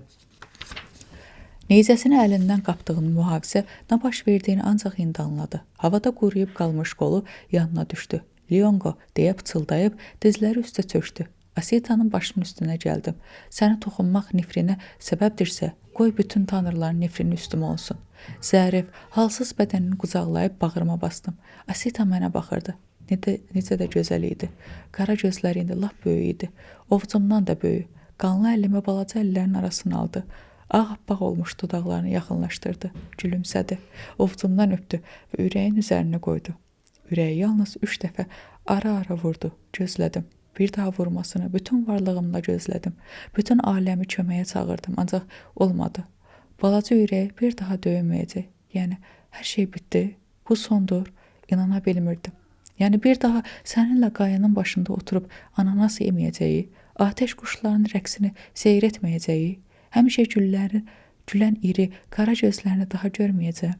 İndi başıma bir iş gəlsə, məni kim xilas edəcək? Kim? Yəni bu sondur. Həyatımda balaca, sevimli Efe qız heç olmayıbmış kimi öz yoluma davam edəcəm. Bu necə olur axı? Mən indi nə eləyəcəm sənsiz? Asita, mənimlə oyun oynayırsan? Bəlkə qaçıb Efe kəndinə getsəm, səni qayanın üstündə həmişəki yerimizdə oturub gözləyirəm, görərəm, hə? Axı, niyə belə oldu, Asita? Var gücümlə bağırdım. Qalx ayağa, mənim balaca dostum. Qalx, ürəyimi üzmə. Ağlayırdım. İlk dəfə idi ki, nə qədər ağlasam da ürəyim boşalmırdı. Asita, sənə bir etiraf edim. Embionun səndən 20 mövsüm böyük görsəndiyini Xolo deməmişdi. Şəffaf gözləri bulandı. Zəif təbəssümlə qıyılmış dodaqlarında mənə aid kəlmələr donub qalmışdı. Onunla heç doyunca danışa bilmədim. Heç olmasa son nəfəsində bir söz deyərdi, nəsə deyərdi, nə istəyini deyərdi. Onu bura gətirdiyimə görə mənə bağışladığını deyərdi. Lap lənətləyərdi məni. Bu oyunu başıma sən açdın, sənə nifrət edirəm deyərdi. Təkcə bircə dəfə səsini eşidərdim. Onu ilk dəfə görəndə keçirdiyim o anlaşılmaz hissi yenidən, ancaq daha şiddətlə yaşadım. Bu hissin adı yox idi, çünki minlərlə rəngi vardı. Hər dəfə bir çalarda qarşıma çıxıb ürəyimi tərpədirdi və həmin an bütün rənglərin bir-birinə qarışdığı an idi. İllər sonra anladım, bu hissi həyatda yalnız ən əziz və ən dəyərli insana qarşı yaşaya bilərsən. Son sözü nə oldu? Dodaqları son dəfə tərpənəndə nə pıçıldadı? Xəyalımda hadisələri geri qaytardım. Asitanı qucağıma alıb yuxarı qaldırdım və üzümü meydandakılara tutub var gücümlə bağırdım. Mən yeməli deyiləm. Mimisi Çakula, yeməli deyiləm. Tayfa başçılarının bəziləri hələ də təkəbbürlü, bəziləri isə peşman nəzərlərlə mənə baxırdılar. Pərtliklərini, narahatlıqlarını gizlədə bilmirdilər. Ancaq hamısının üzündə nə baş verdiyini anladıqları hiss olunurdu. Asita insan olduğunu isbat etmək üçün canından keçmişdi. Həm qəlbi, həm də beyni ilə düşünüb qərar vermişdi. Hansı heyvan bu ikisini eyni anda edə bilmək bacarığına sahib idi? Onları heyrətə salan da bu idi. Bu balaca Efenin böyük qəlbə sahib olduğunu görmüşdülər. Ən azından ona inanmaq istəyirdim. Çox istəyirdim. Çünki onun necə böyük ürəyə sahib olduğunu ən yaxşı mən bilirdim. Gözümü meydandan çəkib aramla dalğalanan insan dənizini süzdüm. Nəhəy çökərlik sanki hər kəsin səsini udmuşdu. Bəziləri başını aşağı dikmiş, bəziləri onlara baxdığını görüb çaşqınlıqla qorxa-qorxa gülümsəyirdilər. Liyonqa olduğumu düşündükləri an yaşadıqları dəhşət simalarını geri qayıtmışdı. Yoxsa bütün baş verənlərdən sonra öz cılız təbəssümləri ilə mənə ürək-dirək vermək istəyirdilər. Təəssüflə üzümü onlardan çevirib gözlərimlə Efelləri axtardım. Lap yaxında, taxta meydanın kənarında bir-birinə qısılıb səssiz dayanmışdılar. Əlləri ilə ağızlarını tutub için-için ağlayırdılar. Özlərini onlardan üstün bilən yekəpər ovçuların yanında necə də fağır, kimsəsiz görsənirdilər. Biraz əvvəlki şücaətli, mübariz hallarından əsər əlamət qalmamışdı. Asitanın ölümü onlara kim olduqlarını xatırlatmışdı. Dağlarda, ağacların başında yaşayan, digərləri tərəfindən ovlanan, dərisi soyulan, əti şişə çəkilən zavallı heyvan. Bunun baiskarı biz idi. Onlara az ələ düşən qiymətli ov kimi baxan yırtıcı insanlar. Ancaq Asita mənə onların həqiqətdə kim olduqlarını göstərmişdi. Bu balaca insanlar dəniz canlısının göz yaşı tökərək yaratdığı qüsursuz cəvahir kimi idilər. Biz ovçular onları məcbur etmişdik ki, sərt qabığın içinə gizlənərək öz insanlıqlarını bu cür qorusunlar. Asitanın cansız bədənini köksümə sıxıb pıçıldadım. Balaca Efem, insanlıq səndən ayrı deyildi. Tayfanı öz canını qorumaq üçün belə insanlığı tərk edə bilmədin. Göz yaşlarımı silib uğrunda canını fəda etdiyi zavallı tayfaya baxdım. Öz həqiqətlərini yenidən qabıqlarının içinə gömmələrinə razı ola bilməzdim. Asita bunun üçün canından keçməmişdi. Onu ehmalca yerə qoyub ayağa qalxdım. Sinəm əlim Efenin məsum qanını bulaşmışdı. Qanlı əlimi üzümə çəkdim. Yumruğunu düyünləyib Eflərə sarı uzadaraq bağırdım. Mimisi Çakula, Mimisi Çakula. Embio da aşağıdan qışqırırdı. Mimisi Çakula. Eflər onun səsinə səs verdilər. Bircə dizi üstə çöküb əllərini torpağa dirəmiş İnekunun dodaqları hərəkətsiz idi. Mago əllərini göyə qaldırıb qalın səsi ilə bu sözləri təkrar edirdi. Xollo da başını aşağı salıb zingildəyir. İlk dəfə idi ki, onu ağlayan görürdüm. Magonun ardınca digər tayfalar da asta-asta bu nidanı təkrar etməyə başladılar. Getdikcə daha çox Alkebulan bu üsyanı qoşulurdu. Nəhəng insan dənizi təlatümə gələrək yırğalanırdı. Çox keçmədən çökəklikdə olan bütün Alkebulan sakinləri ov, meymun hesab etdikləri insanlığa layiq görmədikləri balaca Efələrin dilində onların ən böyük həqiqətini iqrar edirdi. Mimisi Çakula, nəhəng Nukoronkoronun bütün daşları, sıldırım yamacları əks səda verirdi. Biz qalib gəldik, balaca dostum. Son.